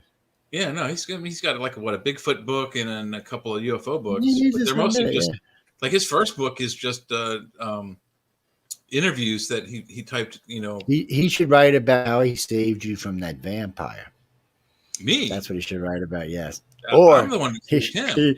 He should tell us vampire. He should tell us. This. I don't know about this. And he should. There's no vampire. He should tell us about how Wham's hair is this big. Wham has hair teased to the moon. That is for sure. She's got a lot. I'm telling you, if you blew some helium there, she'd float. I love it. The bigger the hair, the better. She's a lot of fun. I like Wham because Emily, she's a great lady. She's really smart. Yeah, she's really smart. She got a PhD and all, and got a couple PhDs. Yeah, I think. A couple of them, and she likes language and English, and she likes to read. And she's a lot of fun. She's crazy as all hell, but I love her to death. And her and I have completely opposite politics. Completely. Yeah. Well, you need to have her on here next Friday or something. She'd kill all three of us. She'd put some kind of wicked chant on us and kill us. No. She'll cast a Wiccan spell and drop us all dead on live on Roku TV. John Morrison, and where are you from? Los Angeles, California. Well, in your case, you can go pick them up. Yes, you can go actually pick them up. I will set it up where one of the people at Writers of the Future will have them for you, and you can just go by and pick them up. You don't have John or Emily Goodman. Yes, you can probably go by tomorrow and get them. Since it's Christmas Eve. Well, they're personal friends of mine, but they know about the contest and all like that. Well, we're gonna give away some other stuff this year. We're gonna probably give away some pads from them. You mean those pictures we were talking about? Was it talking about Wednesday night? No. Okay, they're on sale right now. Like the one behind me. I don't know if y'all can see it or not. Let me get my head. No, it's not that one. It is this one. That's copy number 86. It's signed. When he sent it to me, the value on it was $6,600. And he sent me that as a gift, no other reason. And then he sent me a $5,000 pad after that. They're good people. All of the books. What is that? I'm sorry. That comes from Battleship. That's Turley with two humans from Battlefield Earth. Okay. And it's Frank Facetta's artwork, which he put away, so it's worth a lot more money. It's signed. Is awesome. Yes, it's signed and all. But there's another one with the lion and the women and the guy, and it's also for sale. But right now, because it's the holidays, and only for the holidays, because there's only, I think there's 3 of these left, and one of the other ones, maybe 2. You can get them for about $900. So if you're after, let me know. I got Sarah's email. Currently, she's another friend of mine over there at Writers of the Future. She's an awesome sales lady, and if you have a chance to meet her, she's as sweet as can be. But don't stand around because she will put your ass to work. I told her from now on, wherever she's at, I'm going to other place. She always finds me something to do. But interested in one of those, you go ahead and get them that way. And it's a great set if you can afford them. They're great. If you could buy both of them, it would be great because, like I said, they are signed and numbered, and they're very hard to get now. You know, he's passed away. L. Ron Hubbard's passed away. It's just a hard set to get your hands on. Yeah. If you know what, if I wouldn't have spent all this money on remodeling my house, I would have probably bought the other one. But now someone would shoot me if I bought it, so we're not going to go there. Lola would shoot me. Yes, my little insane dog. Yes, wow. She's vicious. No, doesn't like you spending her money. Right. She said that's kibbles and bits money, buddy. Leave that shit alone. But no, actually, I've been getting emails from this show and from Twitter why she hasn't been around, because usually she likes to come in about half the show, come up, put her head on my shoulder, hang out for a little while, then disappear. But usually you wear a dark or black shirt. Yeah. You can't see her. Even with the blue one, you don't see her a lot of times. She'll be laying there and she'll open her eyes and people just freak out and start getting all these emails. What the hell was that? It's my dog, people. I mean, her eyes are like this big and they're jet black. Face in his chest. Yeah, they're jet black. Not tonight, Morris. We're not going to be giving away any more tonight, but we will be giving away not tomorrow, Saturday. I might do a little more, send out some texts, some hosts, and see if they're not busy. But it's Christmas Eve, people. I know I got to make a for the book sets. Yeah, we got all three of them, didn't we? I don't know. You didn't. No, we got two. We got John Morrison. And what was the other person's name? Oh, hell, St. Louis. I don't. Oh, we got the guy from Cali. Okay. You didn't give away the answer, though, did you? Oh, it was Kevin J. Anderson, by the way. I'm sorry. And Kevin J. Anderson wrote the prequels and sequels to Dune. I'd actually met him as one of the judges at Writers of the Future. I also met the guy who wrote some of the Caribbean movies with Johnny Depp. I actually met him. Pirates of the Caribbean. Yes. I met the guy who wrote Ender's Game and stuff like that. There's a lot of these. Orson Scott Card. Yeah. So these judges are not lucky just shit judges. These are people with big movie names to their credits, big books and big credits. And Dave don't have movies to him, but he's got hundreds of books and he's a fabulous writer. So you get to meet these people. Okay. Also, Orson Scott Card was a winner. Yeah. Of Writers of the Future. So this changes people's careers. I've seen it personally now from judging not personally judging three concerts, but involved. I've seen these guys step their game up. I've seen people getting hired by gaming companies, by book writer companies, by other illustrators like Tom Woods and Echo and them. They're outstanding illustrators. They sometimes bring on some of the people, the winners, or they help them find jobs. I mean, these are people who are out of their way. They give you a whole week course. They teach you the financial part of it. They teach you how to better yourself, how to go out and look for people, how to make contacts. Like one of the writers' things, it's like in the middle of the week, the writers have to do a story in 24 hours. They have to turn it in 24 hours. Now, there's parameters for the story and what the story is going to be about, but you have to do it in 24 hours. So there's some video where I'm shooting these guys and ladies sitting down in the right there by the bar and right there in the dining area, right, just lounging around in the lounge area and places like that. And I just sneak up on them because one of the judges said, "Joe, can you get them when they're not paying attention?" So they're like in their computer or writing in a book. They're just nonstop. They never even notice me around. Like Jeff Weiner, he was on with me a couple weeks ago. They don't even notice me because they're too busy trying to get this 24-hour story out. They teach you how anything. They had some of the best illustrators I've ever seen there, teaching you how to draw it correctly. I learned more about writing books in an hour than I did in 40 years. It's amazing how much shit you learn. And same thing with illustrators. I mean, I've just learned things I never understood. Shadowing, there's a lot of stuff that made. But after watching, I was there the first year. I hung out with the illustrators. Last year, I was with the authors all year, and it's weird because author winners like to talk. So when you do interview with them, then you get an hour and a half. Illustrator winners do not like to talk, especially about their artwork. Oh no, you gotta pull shit out of maybe some of the winners that had maybe made it or something, but you gotta pull it now. When they're judges, the illustrators like to talk and the writers don't like to talk. It's they crazy. Want to give anything away, yeah. It's crazy, but it's a lot of fun, and I always enjoy going. And I learned something. Last time I was there, I wrote 12,000 words, and I haven't wrote a word since. But it's easy for me there. And usually when I'm done with my routine for the day, I'm sitting in a hotel room. It's a comfortable hotel room. It's quiet. Nobody's bothering me. There's not shit going on. Nobody from work's calling me. None of these other from the stations calling me. So I can just sit there and bang away. When I'm here, there's always 5 million things going on. So it's impossible for me just to sit down and clear out my brain. I'm only writing right now about something that happened to us in Gulf Breeze, Florida over an 11-day period. So it's just complicated to sit and write it. And it's eventually I'll get it done. And when I do, I'll put it out there. Yeah. You know, Curtis, that's true. I know for 10 years, y'all have been asking me to do a documentary book on just facts about ufology, but I'm going to piss off so many people. It's not going to be funny. Yeah. It's, last time I was asked to do a speech in DC at the Washington Press Club about this. I pissed off half of ufology. Just calling piss poor research is what I'm calling. And it's all about the research. But we got all the winners in tonight, so I know we got to get out of here.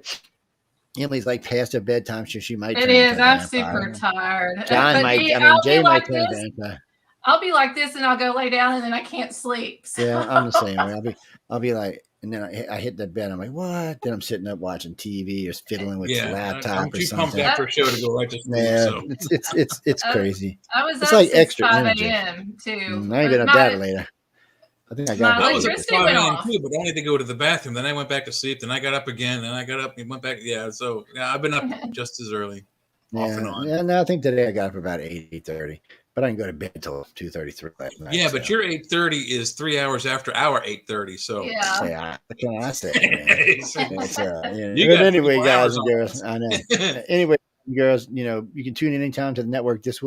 This show will be up sometime in the morning tomorrow. It will also be featured on Roku sometime in the upcoming week. Everything's been broadcast live this week, and on Roku. I'm just sure where the channel is because I'm waiting for them to call me back on what the hell's going on. With all the stuff they asked for, they're just doing their side now. So we'll see where it goes. But on that note, any guys and girls or anything about these crazy people before we leave? Y'all whacked out people. What was that? Like you were breaking up a little bit. All I heard was whacked out people. Whacked out people. I said, do you have anything you want to say to these whacked out people? Oh, well, yeah. If you want to catch me on Jeffrey Pitchett's show, The Church of Mavis, we will return January 6th, I believe, with Wham for the first 3. Then I'll come in 3 weeks after that. And we got some good shows coming up, lined up next year. And we'll see you then Fridays at 8 here on the network. I just want to say Merry Christmas to everybody. It was good to be back tonight. It's been a couple weeks since I've been here, but appreciate you, Joe and Jay, both of you. Hope you have a good Christmas. And then my show's independent, but it might be coming over to this network. Yes, we're working on that. We're working on it. So What the Frick Live, I have a big special next Wednesday at 9 p.m. I have from TLC's or Discovery Plus's, I guess TLC. We bought a funeral home cast. The Bloombergs are going to be on. If you all watch that during the Halloween this year, really excited to talk to them. So that ought to be interesting. Getting Jack Daniels out next Wednesday. It's very funny. I was talking to a Bloomberg today. But anyway, guys, I want to thank everyone again for tuning in, and be sure to tune in anytime. I'm glad to see the audience stay with us for the extra hour. It's very nice to see y'all piling in tonight and all your lovely comments going around and stuff like that. I really wish y'all would come hang out on one of the chat videos. I don't know how a chat's going to work on Roku, but remember, there's 1, 2, 3, 4, 5 Facebook pages, 2 YouTube pages, a LinkedIn, and a Twitter page you can come visit us on. So, and all those questions come up in this chat area where all of us can see it. It just makes life easier. But good night, and stay tuned for Spaced Out Radio with the Mad